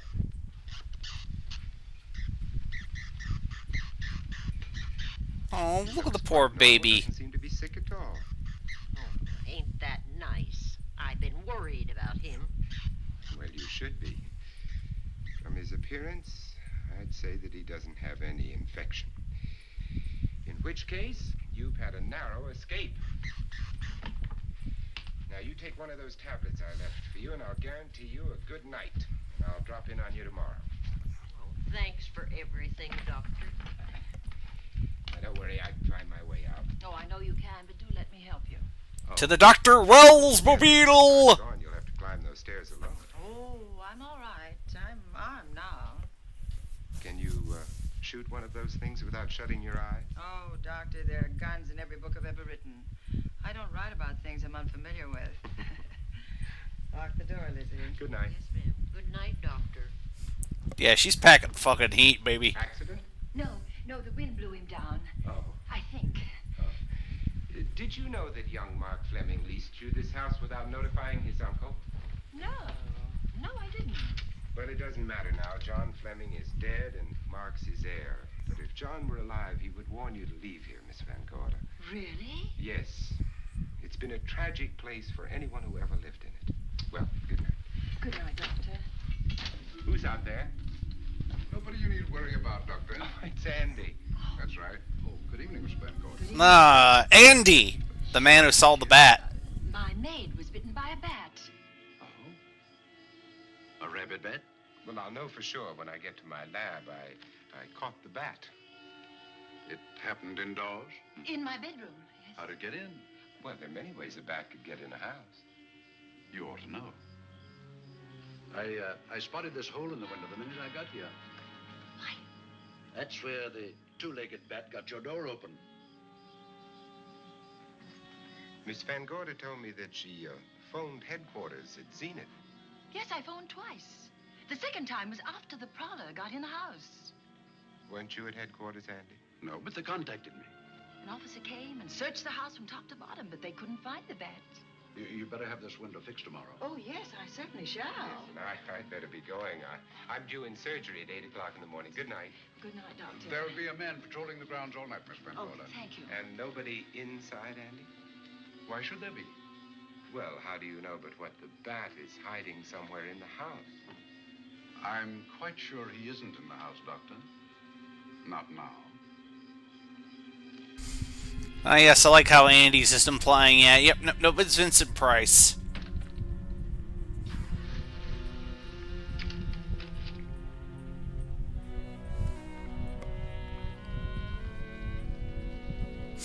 Watch Vincent Price be, a red herring, and it turns out it was the guy he shot all along or some shit. Hello, Mark. Well, congratulations. Real estate business must be picking up. New office, new furniture. New deal. How do you like it? It looks expensive. Are you squandering your inheritance? Oh, I haven't got it yet. Well, the paper says John Fleming left his entire fortune to you. Funny thing about that entire fortune is that we can't find it. No kidding. Oh, all Uncle John had in his bank account was a couple of $100.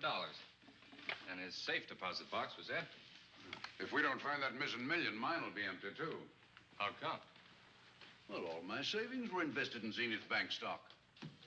The examiners won't certify the bank is solvent until those stolen securities are found. So the stockholders have voted an assessment that will wipe some of us out. It's a sense those securities have been converted into cash. And if I can't find that cash, I'm sunk. Well, where are you going to look for it, Andy? Here in Zenith. Your uncle wouldn't take $1 million on a hunting trip, would he? You suspect Uncle John? Why, Andy. I mean... He phoned at the Zenith Bank. That'd be like robbing the family tomb. You think he wouldn't?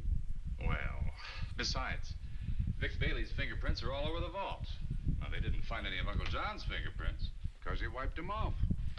Can the defense prove that? They'll try to. Judy Hollander, Bailey's secretary, is a defense witness. I mean, that is, the plan there now. Well, she has a powerful effect on me. Judy's a doll. Here's the book you mentioned. No boy. The newest one. Yes, it's just been published. You can have that copy if you wish. Oh, it's the first edition and you've signed it. Yes, of course. Thank you so much. May I serve tea now, Miss Van Gorder? Yes, please do, Warner. Thank you. And I see you've engaged new servants. Yes, of course. Well, how did you persuade them to live in this house? Well, Jane Patterson, my new housekeeper, knows this house better than you do, Doctor. Huh? She worked for John Fleming. And Warner was my... I got nothing. Chauffeur turned butler? Incredible. He can play any part at a moment's notice.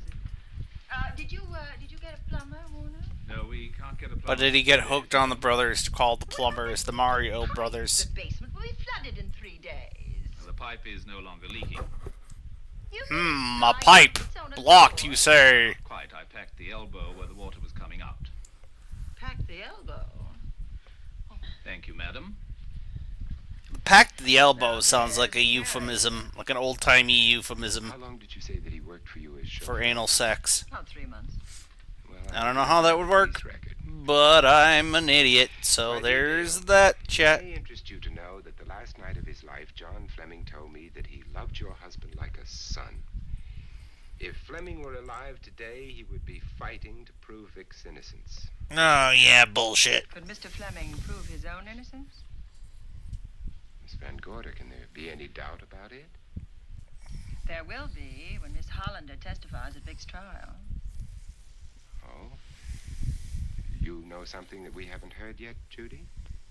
Something I saw with my own eyes. She's not permitted to say what it was.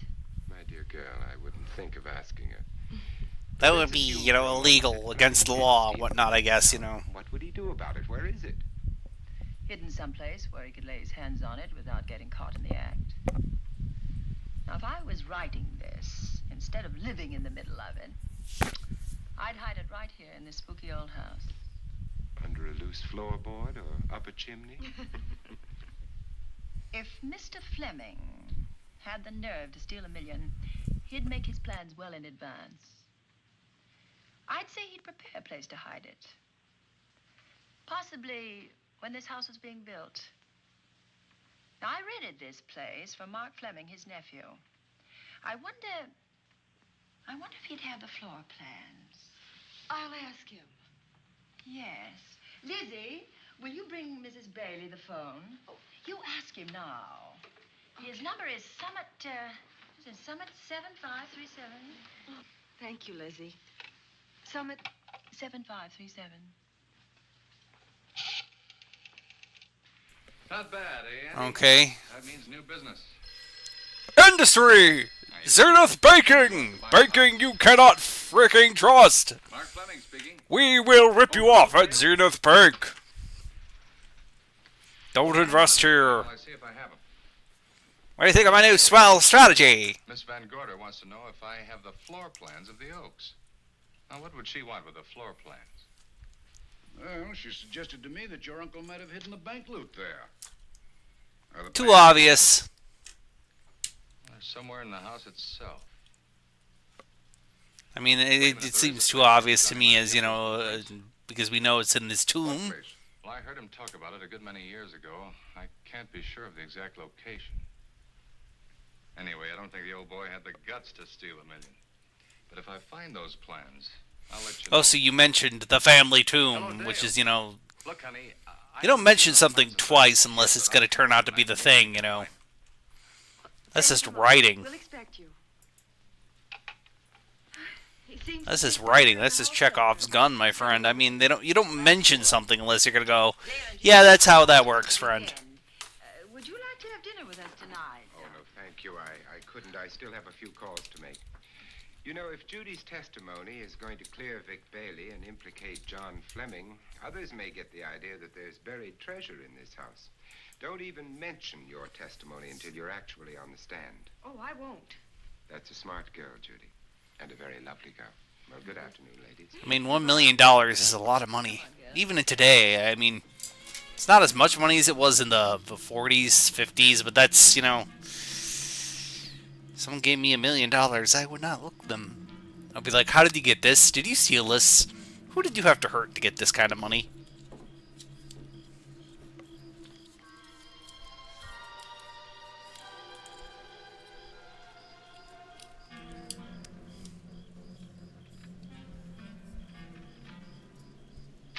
That's a lot of money, like $1 million.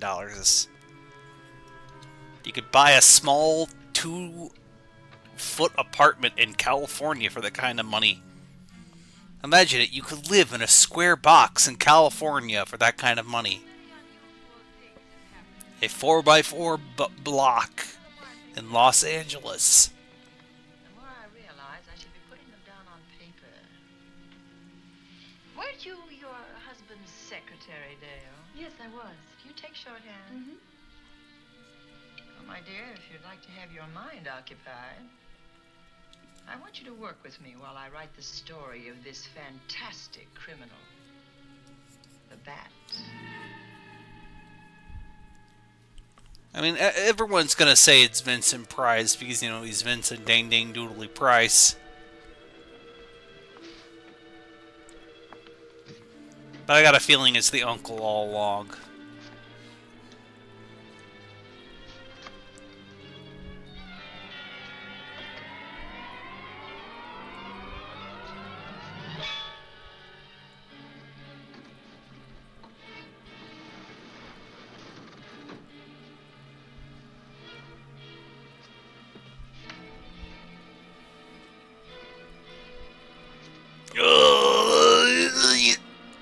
Oh, well, that's a good supervillain costume, at least for the, you know, the era.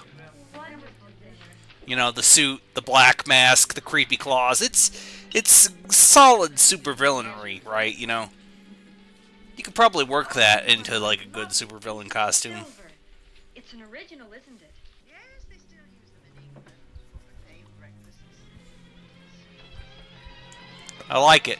I like the design of this villain. Sausages, your scrambled eggs. Interesting. Very useful. Really nice.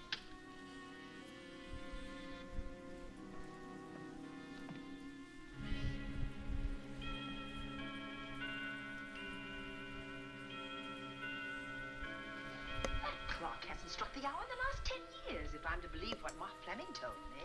Why is it angled away from the wall like that? I don't know. Somebody must have moved it.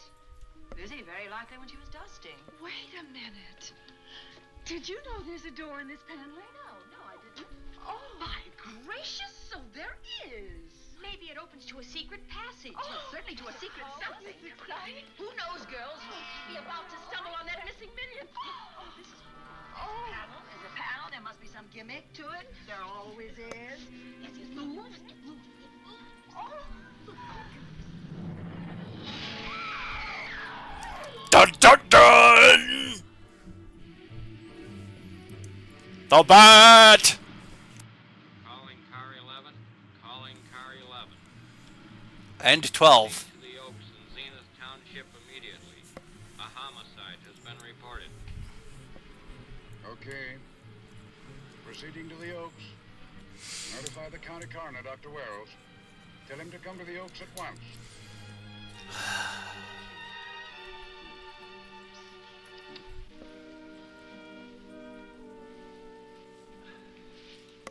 Horrible. As if his throat has been torn by some creature with fangs or claws. That's his sign. We found it on the others he killed. The sign of the Bat. I'd hoped those reports that he was up to his old tricks again were pure imagination, but apparently they're based on fact. He's come back. Back to the scene of his kills. Yes, that's who I mean. That's who did this. The Bat. Who found Mark? We all did. That is Dale and Judy and I. Lizzie was in the dining room. This is my new housekeeper, Jane Patterson. You know, she worked for John Fleming. I know her. Where were you, Mrs. Patterson? In the kitchen, cleaning up. I cooked the dinner tonight. Did you know that the secret closet was here? No. It was behind the grandfather's clock. Well, it was I who found it, really. Noticed the clock had been moved and the door wasn't quite closed. I'll get it. This is why you should shut the door, kids. It's better to take these kinds of things with sense of voice and rationality. I walked in. Haven't you ever heard of? I'm sorry, I'm going to stop now. I apologize.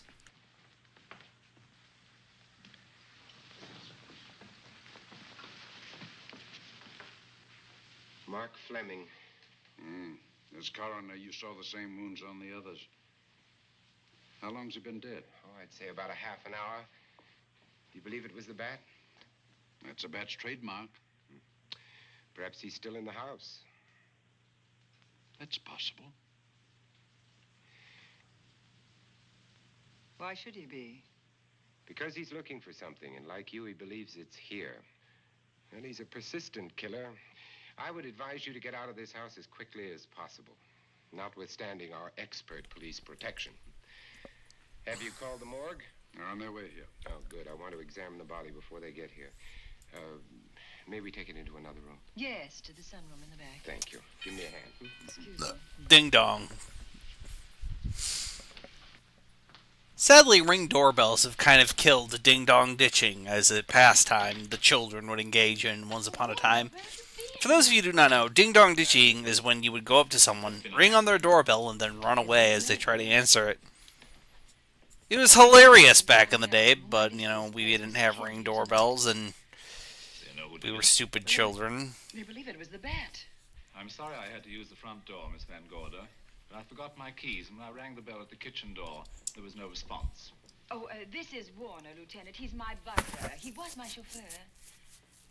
Why'd you promote him? But it's very difficult to find a butler. They don't like service in the country. Have you been a butler before? I've served in many capacities, sir, but this was my night off, and I forgot my keys. I heard that part. What time did you leave Night off, you say? Knows the plans of the house, you say? Butler, you say? No, the butler did it is too cliche. Very good, sir. It's too cliche, man. That's too obvious. They want to do the whole butler did it thing because that would be too cliche. You don't think he's... Warren and I have met before. I can't recall where or when, but I will.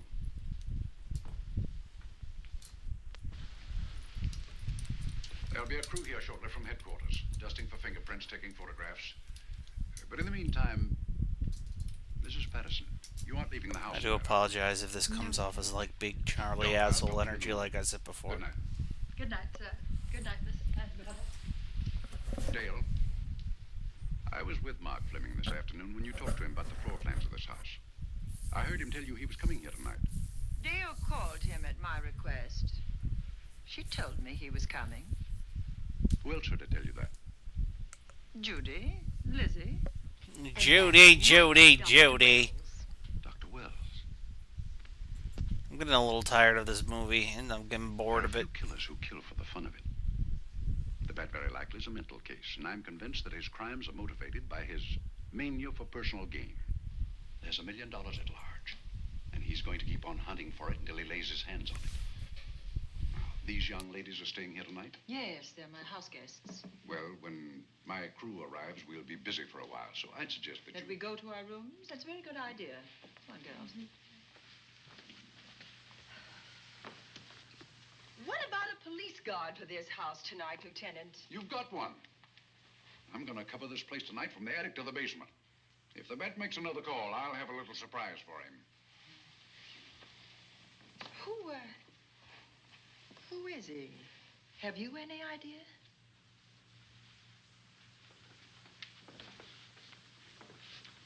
He could be anybody. So far, there are clues to his identity, but nothing we could take before a jury. Yeah, I got a feeling it's gonna be, you know, the doctor, Vincent Price's character, because, you know, he's Vincent Price and One of the everything. pillars of his community. Ladies, lock your doors. That's how Stay that behind. works. I promise you you'll be safe. Good night. Good night, Lieutenant.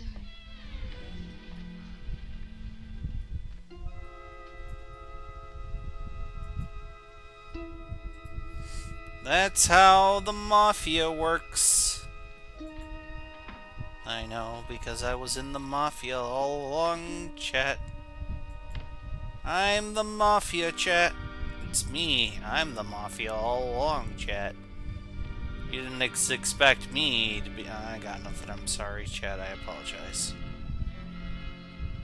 What's next? I'll make 86, 47 jokes in 20 years from now. So young. Well, Doctor, do you agree it was the bat? In my report, I shall say the death was Golden caused by Bat. in the other killings. A paralyzing blow to the throat, followed by severe lacerations of the jugular, resulting in excessive hemorrhage. In a layman's language, he didn't know what hit him. Oh, he knew. But he didn't have time to think about it.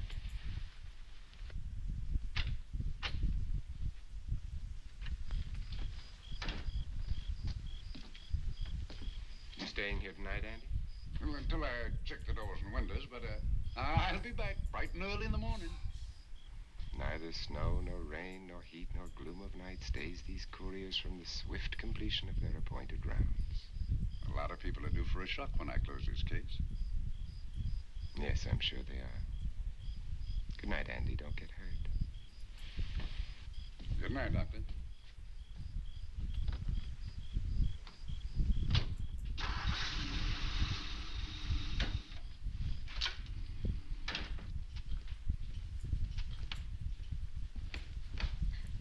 You know, I think we'd better let you get some sleep. Oh, well, Lizzie and I share this room for mutual protection. You know, one night, a storm blew the wires down, put the lights out, and I went out. Look, just kiss each other. You better take one with you, Dale. Just kiss each other already, please. We'll go across the I'm sorry I shipped sure them. there's nothing else you need? Oh, no. Quite sure. I ship them. I think they're cute together. Chat. Strong women will come to your rescue. Oh, nothing will. I think they're cute together. Chat. Don't worry, everything will be all right. Good night. I think they're cute together.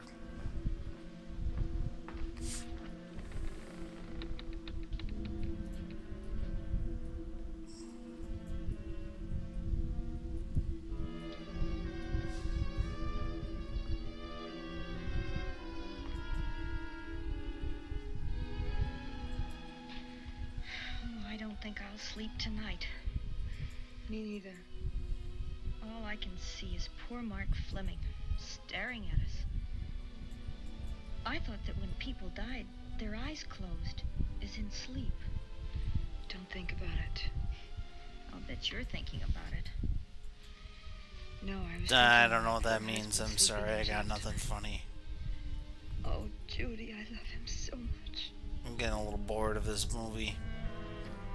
Maybe watching two movies like this back to back was not the best idea, chat. Maybe watching two of these kind of movies was not the best idea to do, you know what I mean? I'm willing to admit that, you know what I mean? You're just like, wow, this sure is a movie that exists in this or any other universe.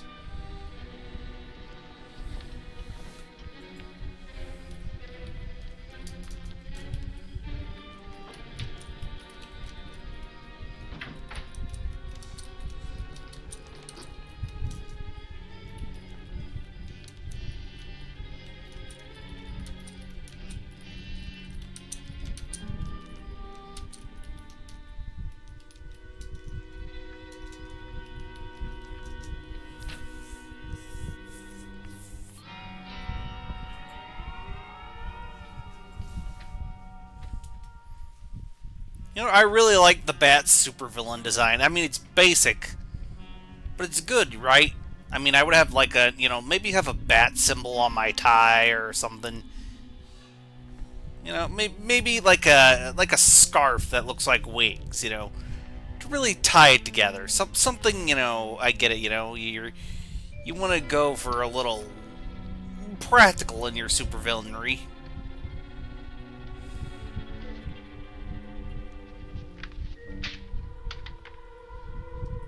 Maybe a tasteful gun holster.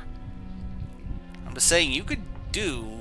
There's work here, right? This feels very pragmatic in your supervillain costume. I would add a little pizzazz, like yeah, a scarf, maybe a scarf, just a nice tasteful red scarf to break up the black.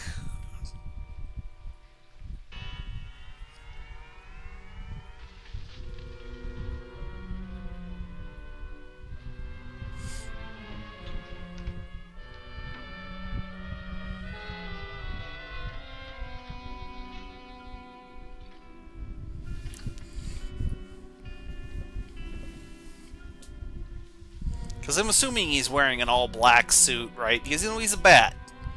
Bats are usually brown or black. That makes sense, so he would go for, a little brown and black attire, and maybe a little bit of red to go along with that, or something that pops with the browns and blacks.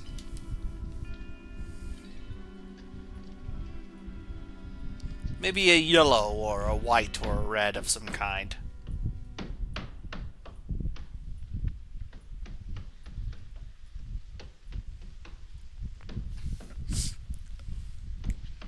Fashion.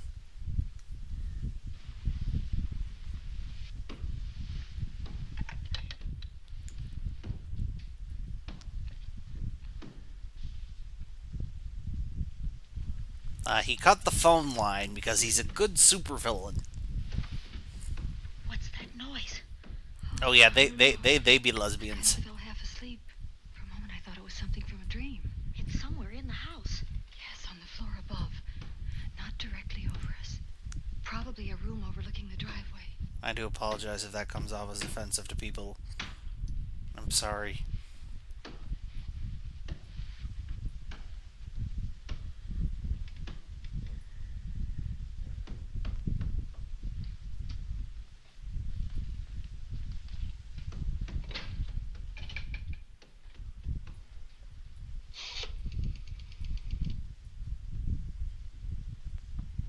Should we call Miss Van Gorder? She'll hear it. How can she help but hear it? Oh, besides, we don't want her to think we're a couple of hysterical women. Oh, I'm about to become one. I had it for one night. You see, this wouldn't work in today's cell phone era. I want to know what's happening up there. But Lieutenant, But, at least it's good supervillainy for the era that it was in, right? Okay, I need to stop my people from calling and getting the police involved. Makes sense, right? what somebody's looking for. I'll cut the phone line. Oh, for heaven's sake, don't you hear that awful noise up there? Now, Lizzie, you've just got to stay awake. The house phone and the outside phone wires have been cut, and we can't get help. Where's that policeman? Oh, I don't know. Something must have happened to him. Now, go on, get on your robe. Oh, Dale, please don't go up there. I've got to. Think what it could mean to Vic. Now, you stay here. Oh, no. If you go, I go.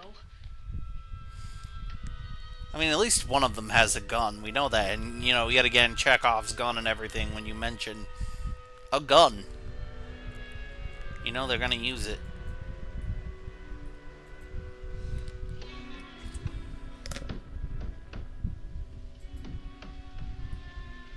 You stay here.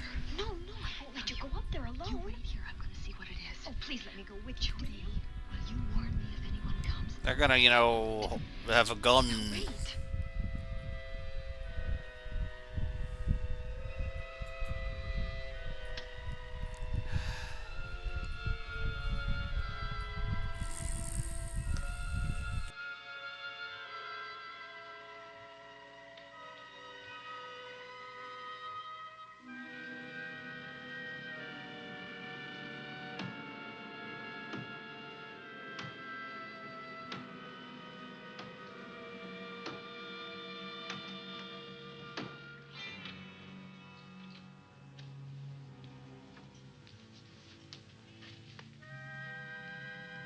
Lady, have you never seen a movie before? Ah, yes, I'll go into the room, unarmed. Yes, I swear people in movies are so goddamn stupid. It's like you're facing some kind of super criminal, right? Oh yeah!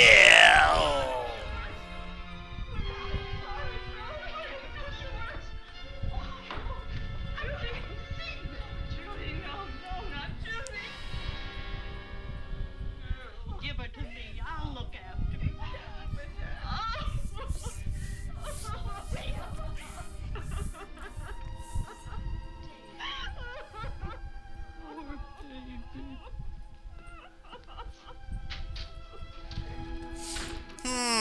He leaves right as the bat just Scott. English. English, it's a language. I speak it, unfortunately. I am cursed to speak English.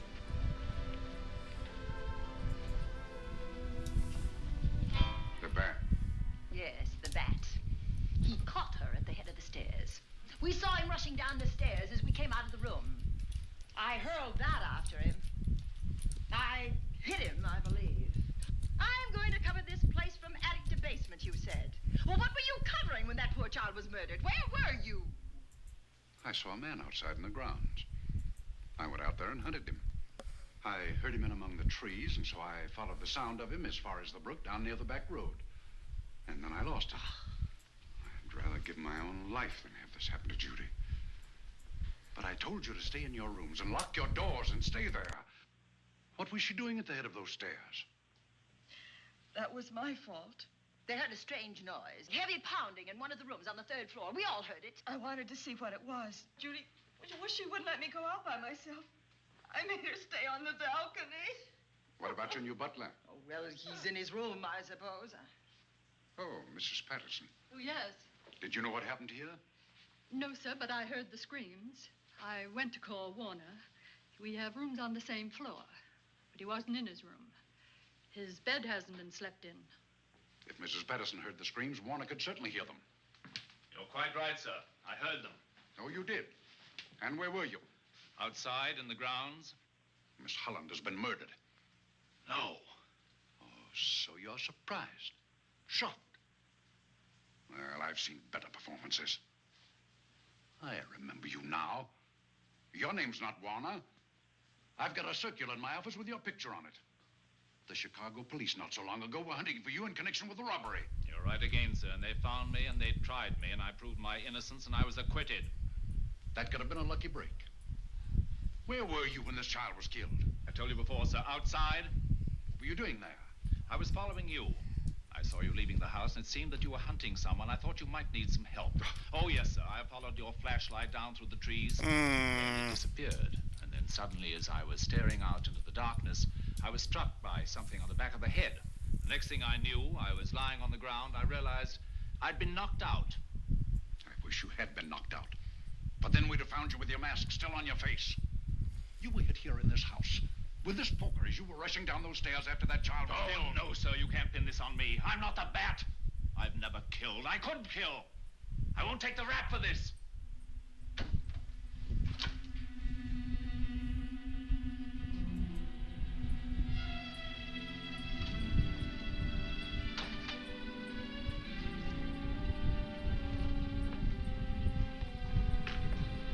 A lot of suspects.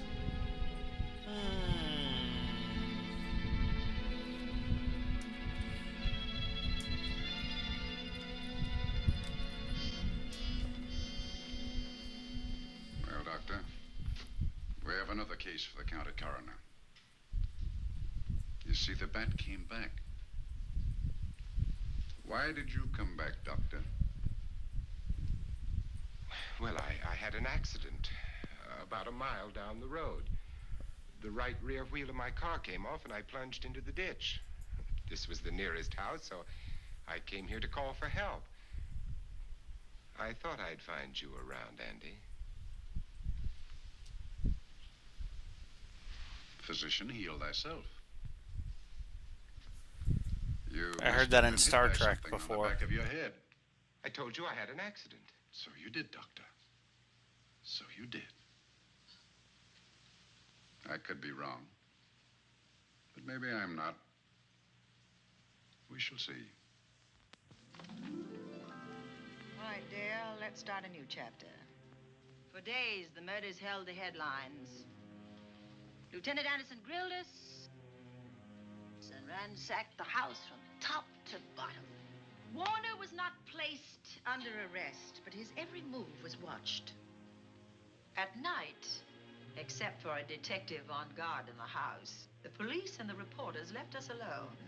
And on one of those nights, without telling Lizzie or anyone else, I pursued a secret investigation of my own. Pursued a secret investigation. In outer space. Let's go. I've reached the silly man part of the hour of the video. I'm so sorry. I apologize. And other things. And other things. What other things, you may ask? That is a good question, me. A whole,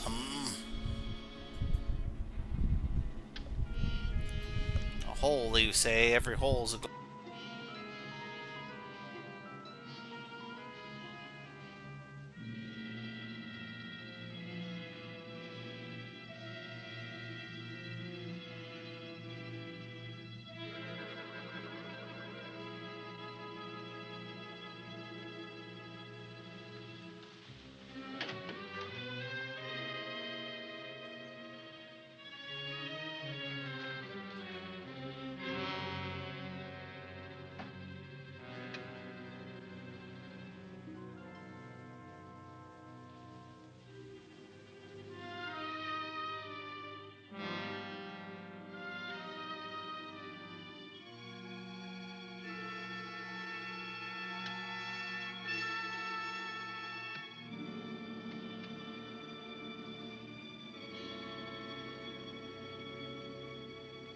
Is the bat anyways? That's a real question.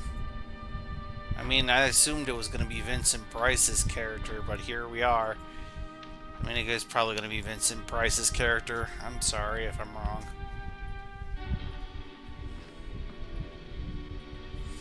It's probably really obvious, and I'm really just being a silly ninny man. A silly, goofy ninny man.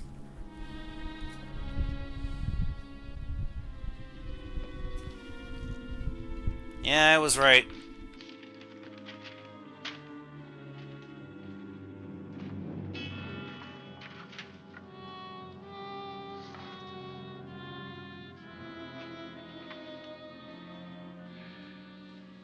Put him up, Pat.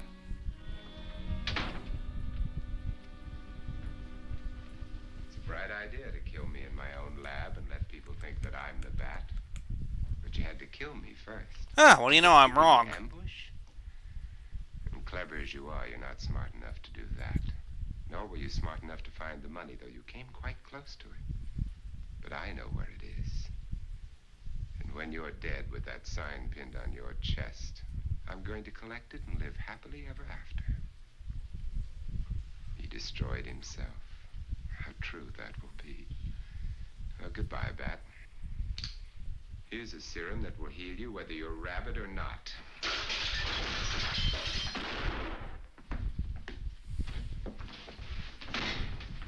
Get him, Vincent Price! Fucking shit up!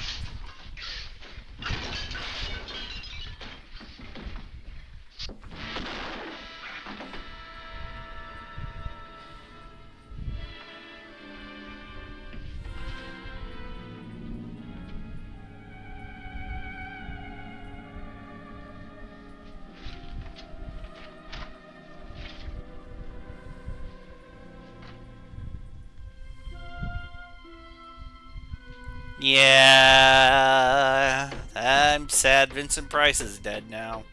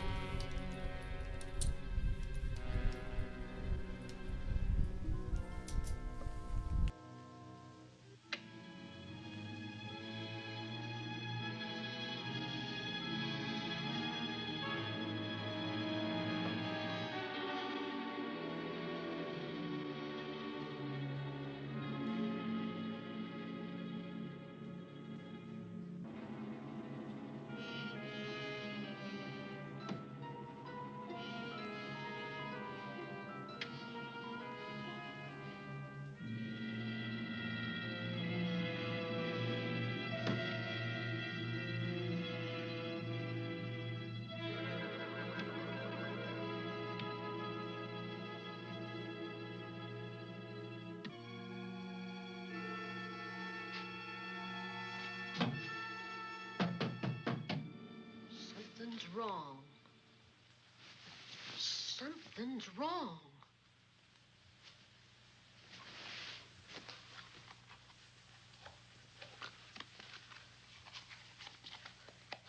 Miss Cornelia.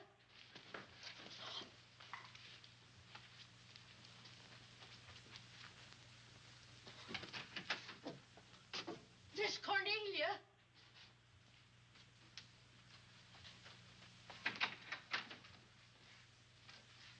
Now, where would she be going at this time of night?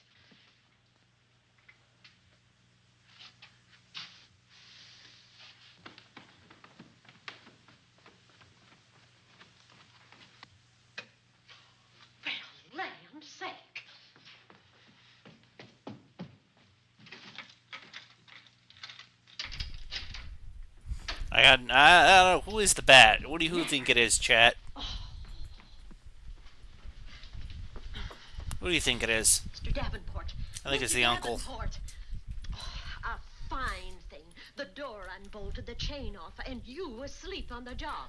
Wait till Lieutenant Anderson hears about this. Come on, wake up. What's the matter with you? I don't know. My head hurts. My whole body's numb. Here, take a sip of this. Try to snap out of it. I'll be back in a minute.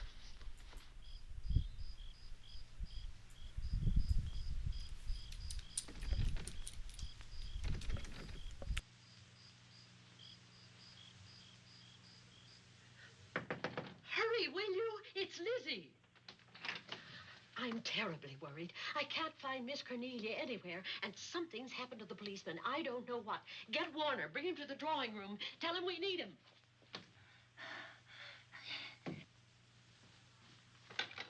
Are you all right now? Yeah, I'll be all right in a minute.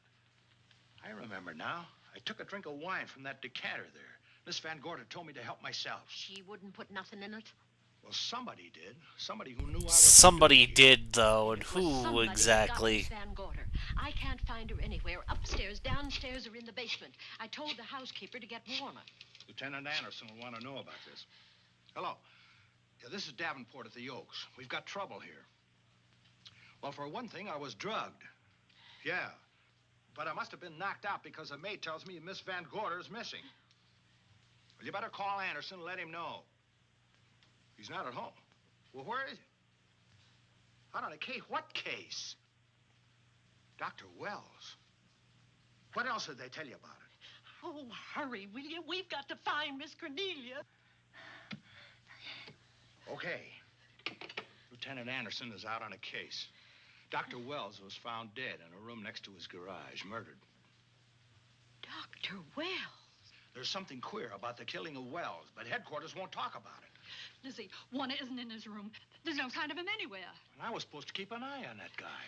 Where's Miss Cornelia? That's what I want to know. Wait a minute. Didn't you say that the chain and the bolt were off of the front door? I certainly did. Well, maybe Miss Van Gorder went outside. Oh, she never would. We better look. I can't breathe. There's no air. Who is the bat? I wonder. It's not the doctor. Miss Cornelia. Oh, Miss Van Miss Gorder. Cornelia. Miss Cornelia. Miss Van Gorder. Look. There's a light in that room on the 3rd floor. Were you up there tonight? I don't know who it could be, Chad. Do you know who it could be? Then Miss Cornelia might have turned them I on feel again. really stupid That's right where about we're gonna now. look first. Come on.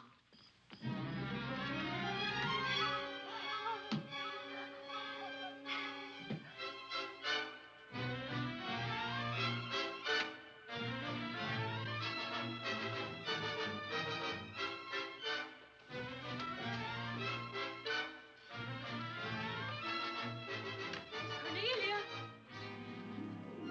Miss Cornelia. Miss Cornelia. Yes, Yeah, they love each other. You can't convince me otherwise. I ship them, chat. right here. Come to the mantel, please.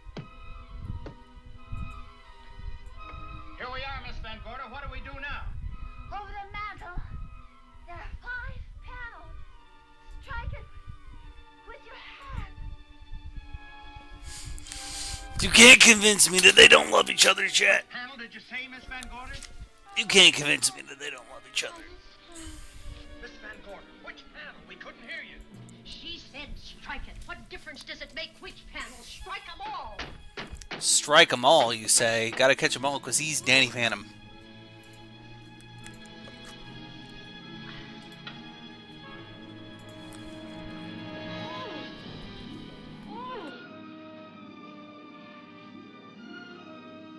Oh, it's all right now. It's all right, dear. Lizzie's here.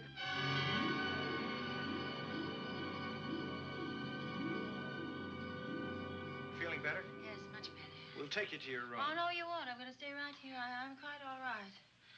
Oh, how blessed it is to breathe without an effort. You know, no one knows how sweet the air can taste until someone shuts it off for a moment. That room is just like a box. When the mantelpiece closed, it seemed like all the air was drawn out of it. Look, there it goes again! Let it close. I can open it from in here. There's a control panel behind this blueprint. Electric motor under the trap door here. Once the door is open, you can keep it that way. I believe that the fireplace in this other room opens the same way. And it does. I tried to find this, but I couldn't find it. Yeah, it's back at this blueprint here. Well, it's quite a setup. I don't know who could be. It's not the doctor, though. Take an expert to crack this box or a shot of nitro. Well, maybe that's what the bat had in mind. Could be. Seems he's on the prowl tonight. Miss Van Gorder, Warner has disappeared. And Dr. Wells has been murdered. Dr. Wells? Lieutenant Anderson's on that case right now. Well, does he know what happened here tonight? They got word to him. He'll be here any minute.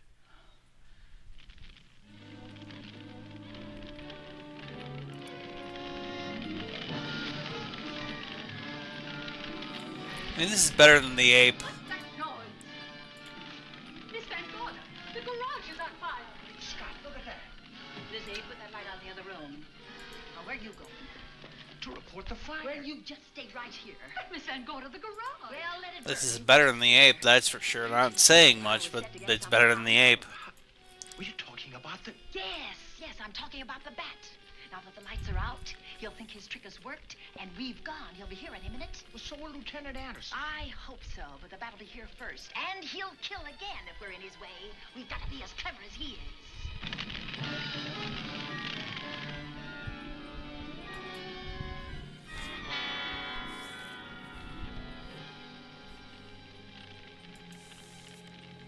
Oh no, they got a Tesla plant.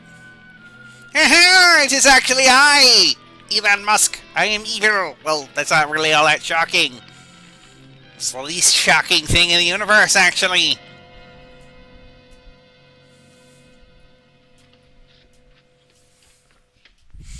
Ah, yes. I mean, if Elon Musk turned out to be a Bat-themed supervillain, none of us would be surprised. It'd be the least surprising thing of this or any other century. Sadly, he doesn't have the riz that the Bat here does have. He could not pull off the fedora and suit combo. That takes charisma.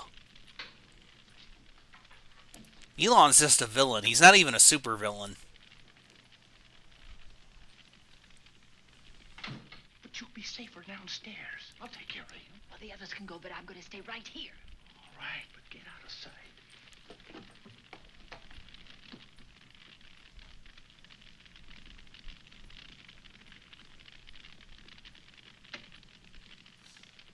If he's not the Bat, then who? Oh, hey, it's the gun!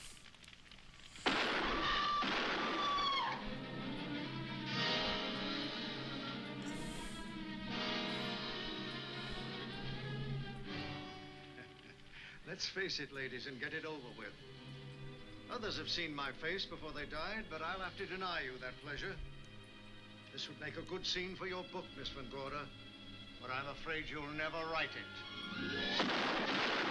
Yeah! Fuck him up. That is Warner. I could tell.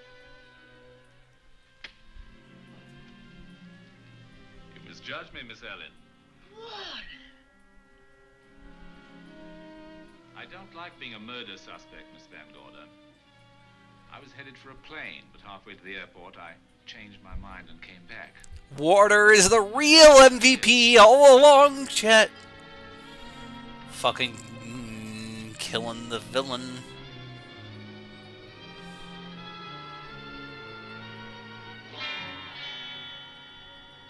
Why, it's Lieutenant Anderson. What? That's bullshit! Yes, it was Anderson. He discovered the secret of the hidden room and was waiting to get into it and open up the safe. We found the money in it. A little over $1 million in tens and twenties and hundreds. Good old Andy. with all his ill-gotten gains invested in bank stock. It's rather a clever way to hide stolen money. In the open, as it were. And so respectable. But don't try it. No matter how clever you are, you can't hide murder. Sadly, the world seems to be proving that wrong. Well, that's public domain movie night. My brain is fried. That's it, Dan. That's the end. My brain is fried. We're gonna, that's it. That's the night. Goodbye. I'm gonna leave you with someone. So yes, thank you all for coming. Goodbye, JoJo's.